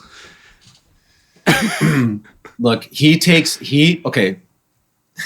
I want to be careful and be respectful to him. Yeah. Chris is one of the hardest working guys that I know in this sport for the job that was forced on him to do. And it was tremendously difficult for him to experience what Ryan and Brian and Robbie have experienced for the past 10 years. Right. For the past 2 years for Chris. Very, very difficult, right? And I'll let him say, you'll probably talk to him sometime this year. Super want to talk to him. I'll let him say that. But he takes that responsibility so serious. I understand why it kind of comes off as like a casual, but basically like, you know, he wants to be right. And it hurts him hard when we come back and if we look at telemetry data or whatever, if his intuition on a battle is changed by what we saw in the data, because he wants to think that he's getting it right with what he's seeing on screen, you know? And Ryan and Brian have been doing this for so long now. Like, you know, in the early days, like Ryan was like super active on Instagram and be posting all the time and all this kind of stuff and be very like engaged or whatever. It hardens you. Yeah. Being a judge you used to have the you. car stats where and like all the liveries. Like that's how you'd always find out about liveries is, it's Ryan's post. After a while of like, you know, public lashings and all that kind of stuff or whatever, for even for fans that you would like say, look, like it's not really a fair, you know, thing that you're doing here. Yeah. Like for those of us that can say that, not like a legitimate criticism, like, hey, I really think you guys got this wrong and here's my reasoning. Yeah, people just get ridiculous whatever, online. But like, just tracking you down, you know, tagging your mom into certain things, you know, that kind of stuff. Where the normal person could say like, that sucks, right? Yeah. They've gotten hardened by it, right? And so now they're there to do a job, right? And the outside doesn't matter to them anymore. And for Chris, like you jump into that fire and like he got to see what it's like and it's crazy. I couldn't imagine. And so like, I think they are one of the primary reasons why we're going down this telemetry path is because I want them to feel good. I want to do and provide to them what they're asking for so they can feel better about their jobs. Because like, look, like these are not full-time jobs. They're not making a lot of money doing this. Like you have to beg and plead to get people to do this position and hope that they have the expertise to do it. Mm-hmm. You know, because there's not a lot of people that have the ability to communicate, have the ability to scrutinize judging, have the ability to write rule books, and then make consistent decisions on battles that are very difficult to make sometimes, and to have a principled stance on the decision that you make, even if it might be different than one of your other fellow judges. Like that's like basically a shitty job. Like it's a horrible job. Yeah. It sucks. So, you know, like I feel for those guys, and that's not the reason that Robbie's coming back. Robbie's coming back because he's a contributor to the series. He does FD Japan. He's now can travel because of COVID stuff is all kind of gone. So those 4 guys are going to rotate. Oh, okay. I'm like 4 judges. Cool. Yeah. Like a new way. They're all going to be they're all going to be at the events, but they're going to rotate. So the person that's out for any particular round is going to be our secondary driver steward with Sean. Oh, and just like help with protests and stuff like that. Well, it's basically, you know, like I want to try, like I want as best as I can to create an empathetic relationship between the athletes and the judges. And I want them, the more that I see that those people interact on a personal level, the more that empathy comes across to me. Mm. And the best way to do that is to put yourself in those people's shoes, right? Yeah. And so that's and the driver steward is the conduit to that. Right. So, you know, Lantane will be representing the drivers at least 2 rounds this year. Eggert will be representing the drivers at least 2 rounds this year. Same with Robbie, same with Chris. Interesting. And then on the announcing side, it's going to be a rotational group of announcers as well. So it's going to be Jarod will be fixed, okay, like Sean is fixed. Yeah.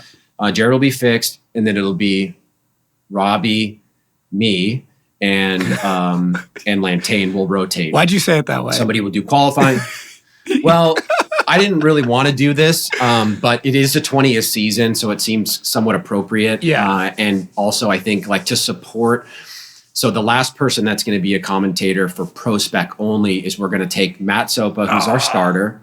So good. He's got a great voice. So like good. he did our LA Auto Show demo, and like give him a shot, And so he's going to do Pro Spec with Jarod, and I think he'll work out. And I want to be there to support him. So those 4 guys will be the announcers plus Jarod. Those 4 judges will be the judges, and they'll be rotating in and out. So this is a very, very like different year relative to years past. So is that like, are you guys like every round you're rotating or different sections? Like someone covers qualifying, someone covers whatever. Like, have you figured that out? Are you just going to like draw names out of a hat and be like, hey, you get first 15, I get the next 15? No, so like, I don't know what other sports you're into, but if you have long format sports, like say like right now in my office right now, there's a surfing event going on. That's what you're checking on. Okay. Sorry. I was like, in Hawaii.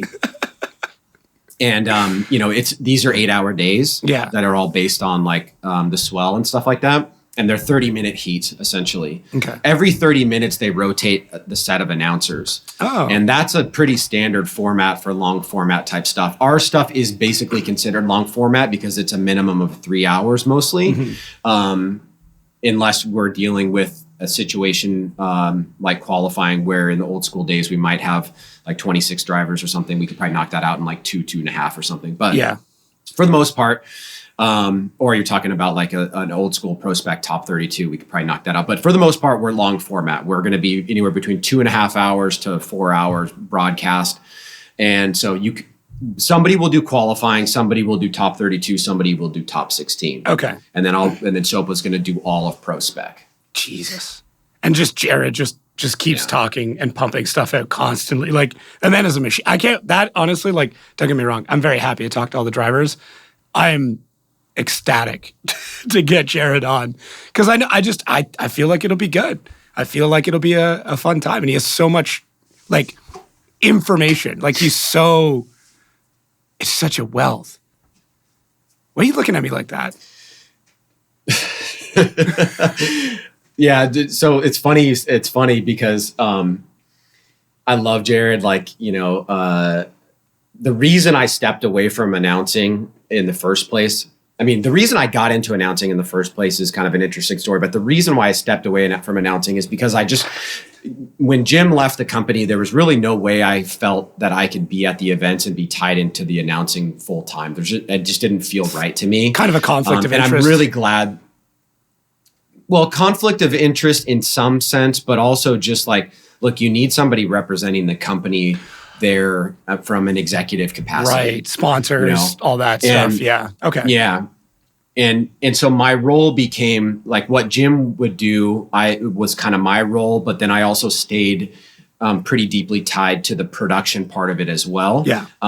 Because we really do consider that our anchor is the live broadcast. And so I wanted to make sure that was correct. And me stepping away just felt like it needed to happen. But when we started playing with this concept of like, we could have rotational announcers, rotational judges, then like, look, I could pop in for qualifying. Okay. Yeah. On Friday, boom, done. I'm done for the weekend. I could do a top 32, boom, done, and then everything else still plays. And then like, look, we'll get to the end of the season and I'll say, you know what, that was sustainable for me. Or we'll say, you know what, that was a cool thing to do for the 20th season. You guys go have at it, Yeah. So, but on the Jarod thing, on the Jarod thing was like, he texted me like a couple weeks ago at like 11:30 at night. Dude, what's going on with this podcast? Oh, and I'm like, what? Yeah, he's like, oh, you know what it was? It was the clip that you edited for the SEMA press conference, right? Okay. And that was out somewhere, and I'm like, where the hell has he been? Yeah, I was like, did he think he was the one doing it? Like, was he like, did you sign me on? He's like, he's like, I do podcasts, right? Oh no! Oh no! Oh, he's gonna hate me for saying that, but And I was like, dude, I was like, it's not that, dude. I'm like, look, we're doing like 35 episodes. Like he's doing a massive heavy lift. Like there's no way in hell you could have hosted this podcast. No freaking way. Everything soup to nuts, the production, all that kind of stuff he's doing. I know your setup, right? That's just not going to happen, but we would love to have you be a guest. Oh my God. Show. Great primer. Thanks, Ryan. Cool. Like, yeah. And I'm like, I know that's why when you said that, I started laughing because I'm like, oh, I can't wait for you guys to talk, you know? Oh my God. Yeah, that's funny. He's going to probably hate me now. It's fine. I mean, apparently like I'm crying. I'm gunning for him, but I still want to, the dude's like, as somebody who's like always enjoyed being public, I guess, like he's one of those guys I've looked up to and been like, okay, from like a practical sense, how do you physically speak for that many hours a day, like hours in a day, and be on? And I know he doesn't take notes. I know he doesn't, like, it's all here. But then he does that not only there, but like anywhere else it seems that anybody asks him, and then somehow knows the entire athletic field and all of their sponsors and all of their history. And it's like, how? Like, what enables you as a human being to be able to do that?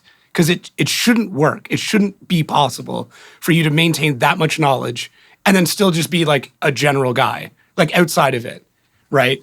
Because like you get him out of the broadcast, it is absurd. He's a dude. He'll talk to you about golf and just, you know, shoot the shit for hours. It's crazy. I honestly, like, I know Jarod for a certain segment of fans gets a lot of crap because like he's very over the top. Yeah, but that's what you need. And people have to remember. Here's what I say. Like, people have to remember this. Like, what other sport do you have where the right way to do it is that the live event announcer is also the broadcast announcer at the same time? Right. Right. It doesn't exist. It doesn't exist. And the reason we went this direction is because we really needed to have one voice for both platforms because of the nature of the sport. Yeah. So the live event fans experience the same thing as the broadcast fans. And actually from a technical perspective, and you'll appreciate this, way easier. That's actually very difficult. Really? I thought it'd be way easier. It's easier from a system standpoint. Yeah. It's difficult to get the sound quality that you want to have. Because if you put like you in a studio that's soundproof and you're just in there talking, and then you have the guy that's outside, that's super easy to do, right? And it's going to be the sound for the live stream is going to be very consistent because it's controlled. Right. Now what happens is we've got all these mics around the venue. We've got these guys, sometimes they're inside, sometimes they're outside. Right. So like it's crazy. Our audio engineer is like one of the biggest parts of our deal. Yeah. Like we need a certain kind of guy that can get that right because you don't want it to sound too tinny. You don't want it to sound like it's having reverberations or popping back into other mics and stuff like that. But we've always felt that that's a really important aspect to it. And like, it's just absurd. You know, he probably does 100,000 words, a day. Yeah. And like how he does that plus everything else that he is able to do on an event weekend. And I also know a lot about his personal life and like his other things that he works on. Yeah. I honestly don't know a lot of people that could manage that in the way that he does. And like he's just like alien. And like a great dad who's involved in his kids' lives, but he's also traveling all over the world and then like, has his own like merch setup. Like I very much love and respect Jarod. And for people who are like, oh, like he said this thing, I'm like, listen, most people can barely talk for 15 minutes without screwing something up. Somebody who's speaking for hours and hours, it's going to happen. Like it's just human. I guarantee in this podcast, someone's going to fact check things that we've said and just provide a list of everything that we got wrong. And that. Well, I'll tell you this. Like, when I first started doing this, people probably don't really remember this, but in the very early days where there was no TV, the TV was, being recorded, but it was being voiced in a studio. Yeah, after. And it was really like the live event was really just like the live announcing. Jarod and I used to do it together as a pair. Mm-hmm. And then or Jarod used to do it by himself. I'm sorry. Jarod used to do it by himself. And then somebody came up and said, hey, this guy needs somebody to bounce off. Somebody's got to do it or whatever. And from the beginning, him and I had been doing the TV show. We'd been doing the live announcing TV show. Right. And that all happened kind of by accident because there was no like drifting talent back in the days, right? Yeah. And Jarod worked at a shoe company, and I was like, this guy is like, he talks kind of cool. He's got an interesting personality. Maybe he could do this. And so he came in and started being our announcer, and then he started doing our announcing on the TV show as well. Mm-hmm. And then they were like I think it was ESPN. Yeah, it was. Yeah, because G4 didn't have us. They did like the recaps. They're right? like, he needs. Yeah. And we were doing live to tape style type calls. Okay. We were basically pretending that it was live. And they're like, I was interfacing with them, and they're like, you need to do it. You should do it. And I was like, all right, I'll give it a shot or whatever. So anyways, we get to the studio, which is all the way up in Portland. The production company's in Portland, and we're going to edit and voice like 4 or 5 episodes or something. And you have to remember, like at this time, I'm in the same position that I am now. I'm one of the co-founders of the company, whatever. I'm executive, blah, blah, blah, that kind of thing. Get into the booth, start doing it. And we in there for maybe like 20, 30 minutes, 40 minutes, an hour. And basically the guy's like, hey, I need to talk to you real quick. Come on out with me. He's like, never good. He's like, I don't know how to say this, but you're dog shit. You're really bad. He's like, you have a monotone, not fun, not entertaining, not exciting, not storytelling voice. Cool. And something needs to give, or we have to find a way to replace you. And I don't know how to do that because I don't know any drifting commentators. And it like hit me like a ton of bricks. I bet. And I was like, oh crap. So if you ever go back and listen to some of the early broadcasts or watch any of the television shows that we've uploaded to YouTube, you'll understand what I'm saying. I did have like a very kind of like monotony, not very like good cadence up and down. Yeah. Non-storytelling style type voice. My dad actually, as a side gig, this is how I got into the DJ thing. My dad is like a really good MC. Okay. And he used to be the voice of Magic Mountain, actually. No. When he would walk into the parks and be like, oh, welcome to Magic Mountain and all this kind of stuff. And I was like, Dad, you got to tell me how to do this. Like, I'm going to get kicked off. I'm going to get kicked off my own show. And so he gave me some pointers to it or whatever, and I found my voice. But the person that really helped me the most was Jarod. He's like, this is how you do it. This is how you do it. This is how you develop a cadence where you go up and down. Bring him in, push him out. You have a pregnant pause. Yeah. And so if it weren't for him, I probably wouldn't have done all that stuff.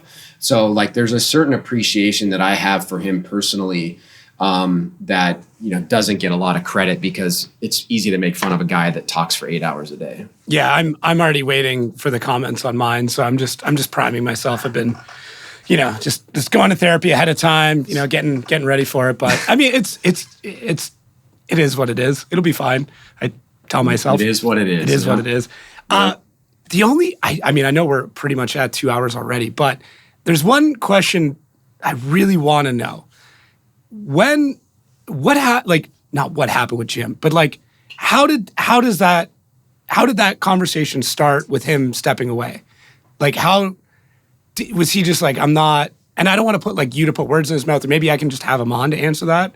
But like, that's big. And I don't know if people really like appreciated what happened. I feel like in my mind, it felt very glossed over. And it's like, oh, Ryan's just gonna like take over and stuff. I'm like, well, hang on. This is a big, big deal. And obviously the position he's in now is incredible, and he's crushing it. And I got to see him at PRI quickly and just kind of say hi. He had no idea who the hell I was. That's fine. But like, how does that come about? Can I, if whatever you can divulge? Sure. So, I mean, yeah, and 2 hours is not a problem for me. I'm alone in the office right now, so we can go as long as you need. Sweet. But so I was actually in Jackson Hole. I fell in love with Wyoming a couple of years ago, and my fiance and I were starting to go to this cool ranch in Jackson that one of her parents' friends owns.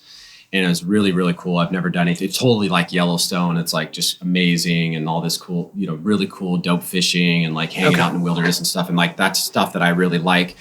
I happened to land in Jackson like in the middle of our summer break. We had a period like in 2020 2021 where we had like a longer break than usual. And so that's when we went to Jackson. And I had landed and he's like, hey, he texted me and was like, hey, I really need to talk to you about something. And it had the vibe of, oh crap. Yeah. Yeah. Like that's the vibe that it the had. The girlfriend text like, hey, when you get across. home, we need to talk about something. You're like, great. 100%. Yeah. 100%. So, and I like, I'm so used to, oh crap in FD, like it doesn't really affect me that much anymore. Like, oh crap is basically like what the constituents are the constituents of my life, basically. And so I called him up and like, I could tell he was nervous a little bit. And he was like, basically like, hey, I'm going to step down. There's another opportunity that I have. And, I really want to explore it. And so I don't want to put words in his mouth, but that was my experience that I had. Basically, he essentially, I think he's older than I am. And he had really kind of taken this to a point where I believe that he felt he had given everything that he had. Okay. And that there was not much more for him to do. And this other opportunity presented itself in such a way where like, look, like if you're not being inspired, if you're not being motivated, if you're not like waking up in the morning, throwing the covers off, going crazy, I get that. Like, that's definitely sucks. And a lot of people have that. I've had little stints of that from time to time. But that was basically the vibe that I got from him. And so, it wasn't a question of like, hey, if we did X, Y, and Z, would you stay? It was like, he was pretty committed to doing it. Yeah, he had a foot at the door.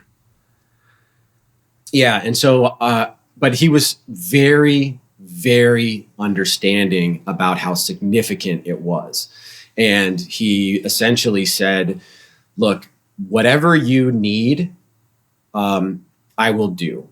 And look, this is the biggest compliment to me. And this is why I love Jim so much and that we have such a good relationship, even though like we are so different, our personalities are so different. They were very complementary in a lot of different ways in our business because they're very yin and yangy. Yeah. Right. And there's really good parts about that. And there's also challenging parts about that. I mean, you know this, like having partners, it is sometimes it's a crutch, but it's also a shared responsibility. It's a check and a balance. If you don't have a partner, if you don't have that partner, you have more responsibility, but you don't have anybody checking you. Yeah. And so that either one of those scenarios can be really good or really bad. And we just happen to find the nice kind of like balancing point there. But the biggest compliment that he paid to me was like, I can do this because I know you guys can run the company without me. Is that one of those so I was like, oh, right in the feels? Yeah.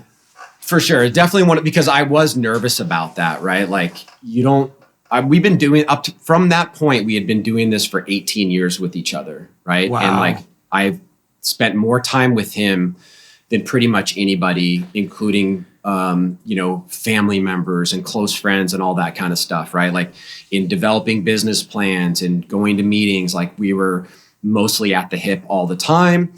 We always conferred about everything and not having that dynamic was going to be very, very weird. And so he was very like insistent on making sure that I was happy with how the transition would take place. And so that was in the summer. And we decided that basically by the time we got to Irwindale, he would have been phased out. And that allowed him to communicate that with PRI basically, and then gave me an opportunity to kind of develop what the plan was going to be, assuming that that plan was going to resonate with the current employee staff that we have and the ways that we, needed to communicate that and all that kind of stuff. And like, it's honestly been like the most challenging, but inspiring last year and a half of my life for sure. Yeah. Because like I'm not by myself, but I'm by myself relative to how it was with Jim before. Yeah. Right. Like I don't have that person. I mean, he's there at a moment's notice, but like, look, when we're in the office every day together, it's just different. Yeah. And I don't have that anymore, so, but I also don't have to get somebody else to agree. So we can be more efficient in certain ways as well. That's very scary. But it also can be good in certain circumstances, so like that, it's been very thrilling the past the past 18 months of being in this position, in a lot of different ways. And, he's been super supportive of, the whole time, and we still communicate and all that kind of stuff. But like, it was shocking for sure. Yeah. It's just, I don't know if it was just how you guys handled it from like a PR front, but I remember hearing about it. Be like, oh, we're going to hear more. Like there'll be like this roadmap and they'll have all this. And then it was kind of it. And then I was like, okay, like, and then I obviously heard about where he went and what he's doing. I'm like, okay, this makes sense. But it was like, I kind of, for me, I felt like I got left in limbo of like, was there trouble in the water, or was it like same thing? Like, hey, I've given all that I can give. And now I'm at the point of like, maybe not holding back, but like, I'm not inspired to continue to push this where it needs to be. Because admittedly, when I had heard that it was changing over, specifically to you, I went, oh, in my opinion, Ryan is a lot more progressive and will try crazy shit and will like go and do stuff. And I always felt, and I don't know Jim very well, but like I always felt like he was very reserved and like, okay, we're going to think this through. We're going to roadmap this. We're going to plan this. We're going to do all this stuff. Whereas I got the vibe that you were kind of more like, no, we got to try this thing. Like, look at this thing. We got to do this thing. So I was excited in the fact that I knew the progression of the sport was going to happen fast. But I also know with driving fast, it can be rocky. So it was like, as this Uber fan, I was like, oh, like, here's what's going to happen, but here's the consequences surrounding it. And it sounds like even through this whole conversation, that's what you've been battling, like these conversations about the data stuff, and you're like very excited, like changing and judging. You're like super excited, but what if? Whereas if Jim was there, the discussion would have been, well, hang on, if we change this, what's going to happen, right? So it almost feels no, you're right on. You're right on. Yeah, I am a little bit more wild. It feels like, honestly, this is nothing against Jim, but it feels like like going to college, where like the parent isn't there to be like, hey, you can't live off ramen. Where like it's kind of like, okay, but now I can go out and I can party later and I can do this stuff. Like I know you're not that extreme. I don't even think I've ever seen you have a drink. But like that's, I don't know, maybe that's the vibe I get. I'm excited. Like, don't take it the wrong way. It's just, but. No, that's a really interesting read, and there's a lot of truth to it from my perspective as well. I think the balance that we had a lot of really positive traits to it that helped the business. I mean, but look, at the end of the day, the company in large part survived the 2008 crisis because of Jim's philosophy. The company in large part survived COVID because of Jim's philosophy and the personal sacrifices that he made, which I won't say, but let's just say it's in the category of making sure everybody else had a job and not caring about himself. Yeah. Okay. And so like that kind of perspective basically allowed us to be alive when everybody thought that we should be dead within the first 5 years. Yeah. And I agree with, 99% of that, but I do also have differences in approach to him on a variety of topics that I don't know if they're better or worse. Yeah. You just have to go out and kind of do it and see what happens. But, you should talk to him and like see what he thinks. Like we've talked about this ad nauseum between him and myself in terms of like what does it mean? And, making sure that I'm comfortable and, all this kind of stuff. And so like we did, it was not one of those like the partners are breaking up type of thing. And we never even really thought about it. This is probably like, the one of the things that we like totally are similar about is like, we are not very good self-promoters. So like the reason why we did what we did is because we felt that part was necessary, telling people that he was going to be leaving the company. Mm-hmm.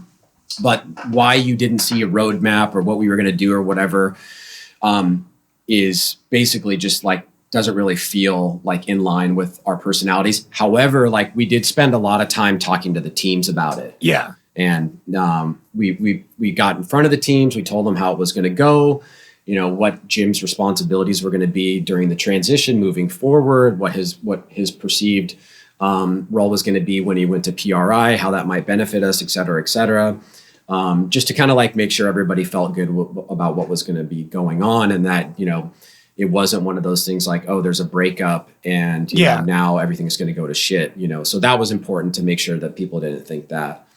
Yeah, it's like the parents, as a child of several divorces, it's like the parents breaking up, or like you're explaining to the kids, okay, don't worry, like you're going to get 2 Christmases and like, we're still friends, but like we just, Dad's got a new girlfriend in Cuba, so he's going to be there now. Like in the best possible way, right? It's just, I mean, I'm excited for you. I'm excited for the sport. I'm interested to see where it goes. Like I'm so happy just to be on the coattails right now of like being like, okay, this is what's going on. But it definitely, it not that it changes anything fundamentally, but it's just a new mindset. Like we talked about F1 and like the Bernie era, and then like how that shifted. And then they allowed drivers to have social media. They allowed drivers to self-promote. And that just fundamentally changed everything. Yeah. And then, that becomes a new era. And then you get Drive to Survive. That is the new era. You talked about the Housewives, because my wife is a huge F1 fan specifically because of that show. Like you hit the nail so hard on the head with that. Like but that's what it is. Like to me, this is probably one of the most definitive years in this sport that we're going to see. And I have a bad habit of making predictions early. And I'm of the opinion, if you get it wrong, no one will remember. But if you get it right, everyone will talk about it. So maybe that's why I do it. But yeah, I'm excited. Like, is there anything else? Like, I know we're getting real deep into this, but like, is there anything else like we could talk about with this year? Like, you had mentioned at SEMA, like the Hall of Fame, which I think is pretty fucking cool, like, and needed. Yeah. There's so like Brian, our sales director, who's like a dear friend of mine as well. We used to be roommates back in the day. We were talking about it today. We're like, dude, we've never done so many new things in a singular year. And many of them came about organically. Like there's going to be multiple releases that you'll probably see in like the coming weeks with, from the consumer-based app to like the new judging rules and regulations going out to, obviously people will know about this in a more robust way. We've got a bunch of other like digital campaign things that we're doing. Nice. We've got, the new technology side of things. And then we did the Hall of Fame. And we also like added like 100 and like basically 100% of the registrations that we receive in is going back to the teams in the form of prize money. So we're going to be like just shy of like $300,000 in prize money. And we've always paid a decent amount of prize money for the model that we are in, right? The model that we are in without a television rights deal, without collective bargaining agreement with athletes and all that kind of stuff, basically usually is a percentage of your driver registrations. Right. And typically like 30%, 40% is pretty good. We've always been about like 50 to 60, but we increased that from like 60 to 100, maybe 105%. That's cool. So we're paying out, we're doubling the championship purse. We're doubling the per round for 1, 2, 3. We're doubling the championship purse for Pro Spec. And then we're doing this Hall of Fame thing. And the Hall of Fame thing there's like a couple different elements to it. One is, I wanted to create something that would have like a lasting kind of legacy feel to it. Mm-hmm. So we reached out to the company that does the Major League Baseball and NFL Super Bowl and World Series rings. Okay. And we got them to make a ring for each Hall of Fame inductee. Oh, cool. And like, I could show you like what it looks like and stuff like that, but it's a $10,000 ring. Jesus. It's got like pretty meaty. Yeah. So we're going to do 2 inductions this year. We're going to do them at Long Beach. And then we'll probably do, at least 1 or 2 inductions a year moving forward. Okay. Part of that is that the city of Long Beach donated basically a piece of land to us for us to put a monument to memorialize the names that go in as Hall of Fame inductees. So Damn. I don't think we'll have that ready to go by Long Beach, just because it's like involves the city and like city stuff and government stuff's hard. And the city of Long Beach is not. We know where it's good. Is not known for working quickly or being super great to work with. No city is really. Yeah, okay. But yes. But we know where it's going to be. It's going to be at the Long Beach Convention Center on the grass, like where you walk up to our box office. And it's probably going to be a slab of concrete or a structure of steel. And then we'll memorialize the people's names that get inducted on there. And then probably Saturday before opening ceremonies or during opening ceremonies, we'll do those 2 inductions. And, for those wondering who it is, I don't know if we're going to say it as a surprise or if we're going to do it as this is who it is, get ready, they're coming, whatever, that kind of thing. And then build some like promotional stuff around it. Because there seems to be a reason to do that as well. Like, having a mixer and maybe like, taking some old prints from Larry and putting them up and letting people see them and having the public come and blah, blah, blah, blah, blah. We're talking about ideas like that. But yeah, that's another thing that we're doing. So we're really excited about it. The marketing guy in me says, let people know a couple weeks in advance and then do it. But I mean, once again, the fan in me is like, nah, just make me wait. Like,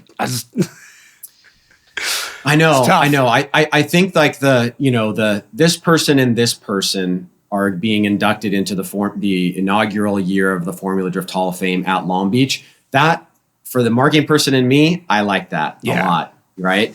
And that's the way that most other sports do it. No, they're never doing it like the Emmys or the Academy Awards, where the winner is. They don't do it like that. Yeah. You kind of know, like once the vote tally comes in. But our thing is not the way that we structure the Hall of Fame is that there's no limit on the number of inductees that we'll do. Well, there is a limit because I don't have $10,000 to make every time a ring happens. I have to kind of like go out and get the funding for that. But we decided to do 2 because we think there's 2 guys that at the beginning of the championship's birth were significant enough and on an equal playing field in terms of like their ambassadorship to the sport. But it's not just drivers that are eligible for the Hall of Fame. It's anybody within the industry that has made a significant contribution such that the sport would not have been the same without them. Ooh, I like that. From media personnel to fabricator, from fabricator to design person, there's a lot of people that you can't imagine what the sport would have been like had they not been involved. And so like they would be up to be inducted. So you're telling me there's a chance. There's a chance for you. Get a few more years under your belt. I gotta keep pushing this. That's cool. That's good. And I think, that legacy and that, like, for example, I was at the Hockey Hall of Fame like this past week with my son, and it was like I remember talking about how when I went, when I was his age with my dad, like very similar setup, the age gap is almost identical. Like I went with my dad, I'm like, yeah, whatever. I want to go see the goalie mask and the jerseys and stuff. And my dad's like, no, you're going to get a picture with me in front of the Stanley Cup. And we're going to do that because my dad has a photo with his dad in the exact same room in front of that exact same cup. And and then I had to do it with my son where he's like, Dad, I just want to go check. That's cool. Let's go do this. I'm like, no, like you're going to get this photo because right now it means nothing to you. But, and when I was your age, it meant nothing to me. But for me, it means everything. And like I sent my dad the photo and he sent me the one. Anyways, but like having that. I love that. That place though, right? Like giving people that place. Because that place for a lot of us is is Irwindale. And like that's a whole other thing. I don't even want to get into that of like, that being around and not around and the coins and all that shit. But like, we need to, as drifting fans, we need to have an always place, right? Whatever you want to call it, whatever, if you want to add some religious element to it or worship element, perfect, whatever. But we need to have that place where like, we can go and be like, this is it. Like, this is where it started. This is where this person was. This is our walk of fame. This is whatever, right? Like that. Yep. And it's same thing. It's I always try in these moments of like, okay, it doesn't mean a lot right now. This guy's getting a couple rings, whatever. But it's not about us or me or you now. It's for the fans who are just getting in and be like, I remember that person being inducted into the Hall of Fame. And that's what changes it from like, a sport to like to a culture and like a group of people and something that becomes greater than the sum of its parts, right? So, like, same thing. I know I'm reading I completely way too much agree into with it, that. It's No. But I really liked what you said there. And like, when we were thinking about this, one part was being motivated by like, hey, it's the 20th season. Yeah. It's probably appropriate. I mean, we could wait till the 25th season and maybe that would be equally appropriate, but it just kind of felt like, so like we started seeing our first like set of drivers that are kind of like retired, Yeah. Because like for me, Reese and Sam and Tanner and some of the other like bigger names that like left the sport didn't retire. They left to go do other things, or they came in drifting in stints, like how Tanner did, came in for a little bit, got the Top Gear thing, left to go do that, came back for did a couple another rounds. season. And, it's just like, obviously like when you have opportunities that he does, it makes sense to do those kind of things. And so like it felt appropriate for the 20th season, but it also felt appropriate for Long Beach because when we first started talking about this, we thought the most obvious places to do it would be Irwindale, would be Road Atlanta, or would be Long Beach. And exactly what you said was like the tough part about Irwindale. Who knows what's going to happen? Yeah. We put a monument there, and in a couple of years, it's getting bulldozed down. That doesn't really make a lot of sense. Road Atlanta definitely has the nostalgia appeal. Was the very first event. They were the first to contribute to the sport, and they were going to let us do it too. But Long Beach is where we're from. This is where the sport started for Jim and myself. Yeah. Long Beach has been where our office has been since the beginning, basically.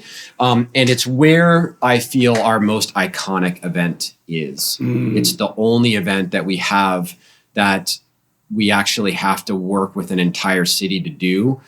And when you think about like the roots of drifting, not the weird, crazy stuff that we see nowadays with like what kids are doing and like how some people think that that's drifting. Like, what are those videos called again? Takeover videos. Those crazy ones. Yeah, the takeover videos. Yeah, like all that crap.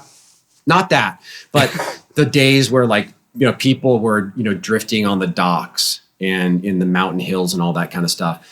For anybody that knows the history of Long Beach, that has always existed here. Yeah. And especially in the early days, and especially at the port of Long Beach and all that kind of stuff.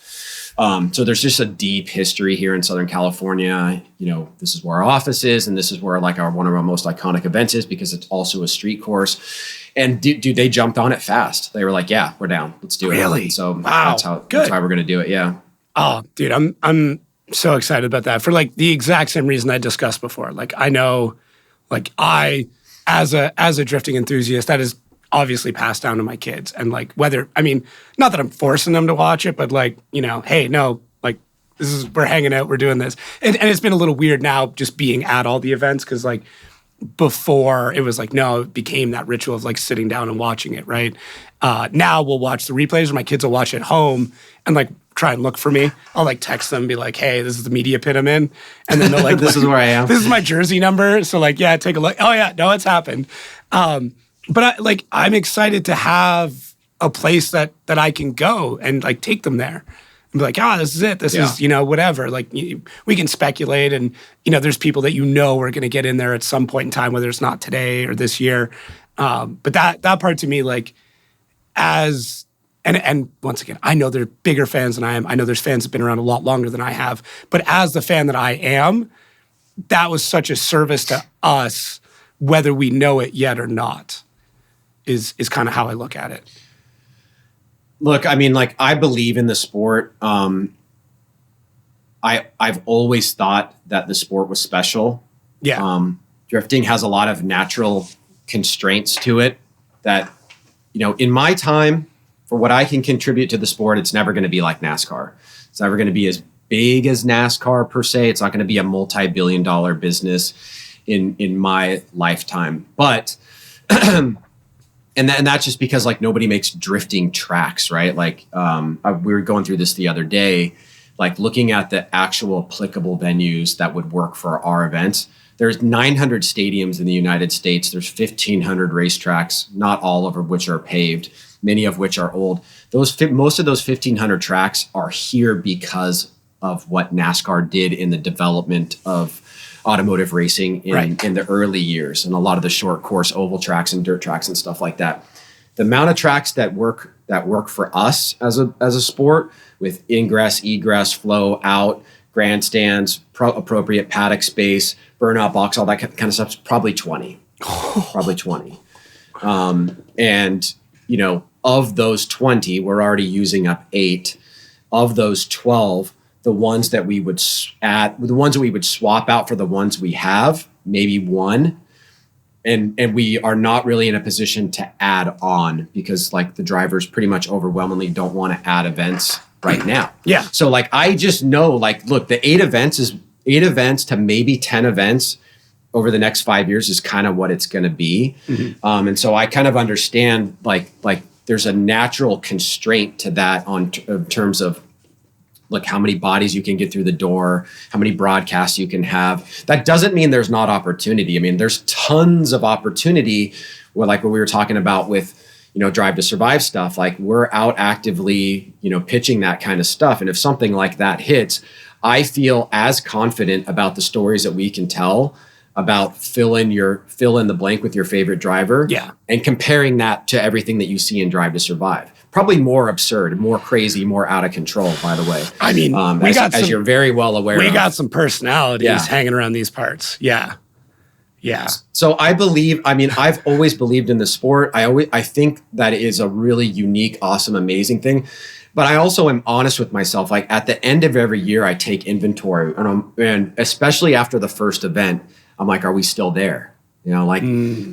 Sometimes things just change, and, like, that's kind of crazy, because for all 20 years that we've been doing this, we've never had an event go backwards. It's always gone forward, whether it's been very incrementally small or massive. And, the statistician and the probability calculus should be saying, don't worry about that, Ryan, it's going to be fine. But, like, I always have to be honest and basically be like, where are we at with the sport? Like, how fast is it progressing? Where are the opportunities and stuff like that? And if you don't appreciate that, I think it becomes very difficult to, like, figure out how much of your heart to put into it, because there's going to be times where it's going to really suck. And it's going to be really, really hard to do. But if you don't fundamentally believe in the sport, and you're just kind of like along for as long as it'll go or whatever, you won't put that kind of energy into it.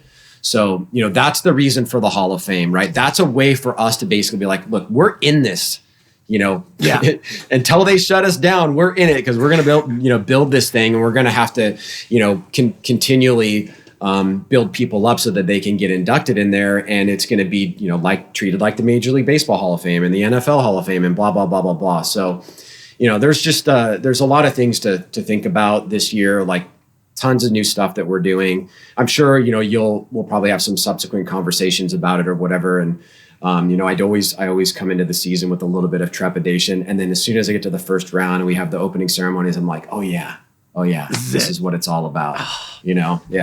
Oh, that's good. Well, I can't think of a better note to finish things on. That it's a good way to close out. I'm excited. I want to say thank you for letting me and the team do this. I'm excited to bring stories and give drivers an opportunity to have a place to have these longer form conversations, talk about stuff they've never been able to talk about before, get into the controversies, like, let the drivers get to tell everybody who they are. And that's the part I'm the most excited about. I want those awesome conversations that happen in the pits and those like crazy technical, crazy deep like connections, just to be public and give the fans that service. Because that's, to me, is the next big thing, is like, I want the fans to see what we've seen in the pits and what these drivers are like and what they don't get to see in the 30-second interview on the podium or whatever. They like that's the part I'm excited about right now. And me too, man. Me too. And like, I think like my philosophy has always been like, I don't like shying away from things. I don't like the idea that you're not talking about something because you don't want to talk about it. I mean, for heaven's sakes, like I've spent Saturday nights answering YouTube comments. Yeah. So I still do that kind of stuff. And like, I put myself out there and like, will give fans my cell phone number or my office line or my email or whatever, if they want to correspond. And this is just a more professional extension of that, in my opinion, where I don't want you guys to feel like you need to be able to you don't have to worry about what questions you want to ask, that you can just go and get those stories, and kind of like have that contribution to the sport and to the industry that we haven't really done, because we haven't done anything like this before. So like, I'm stoked that you're the tour guide, man. It's going to be a lot of fun, and you guys are doing a lot, but I think it's all going to be worth it. It's been fun so far. I'm excited to see where it goes. There's so many conversations I'm excited for, and just even in the beginning, just the quick conversations I've had with drivers and staff and everybody else. It's going to be wild. So cool, man. Yeah, that's sick. Well, thank you everybody for listening. Please make sure to subscribe. Check it out on your favorite podcast app. Check out the video stuff too, because like I think that's definitely important. Especially if you're listening, you need to go back and watch this, and you can figure out what Ryan's childhood nickname is, because it's right behind him. I'm not going to say it. You're going to have to go see it. But anything else from you, or we just wrapping it up? No, this has been really cool, man. I'm super appreciative to be a part of like some of the opening parts of the rollout for the podcast, and I appreciate you thinking about me. And I'm really excited to kind of like get the season kicked off. And what I'm really excited about, and you could cut this out of the podcast if you want to, but I'm really interested to see how you guys are going to approach the at-event stuff, because to me, that has the possibility to create a lot of really fun and interesting things. We'll talk about it. We got plans. Okay. So cool. Well, thanks everybody for listening. I'm not cutting that out. That's staying in there. That's your teaser for the year. All right. So cool. Thanks again, everybody. And just make sure to catch the next one.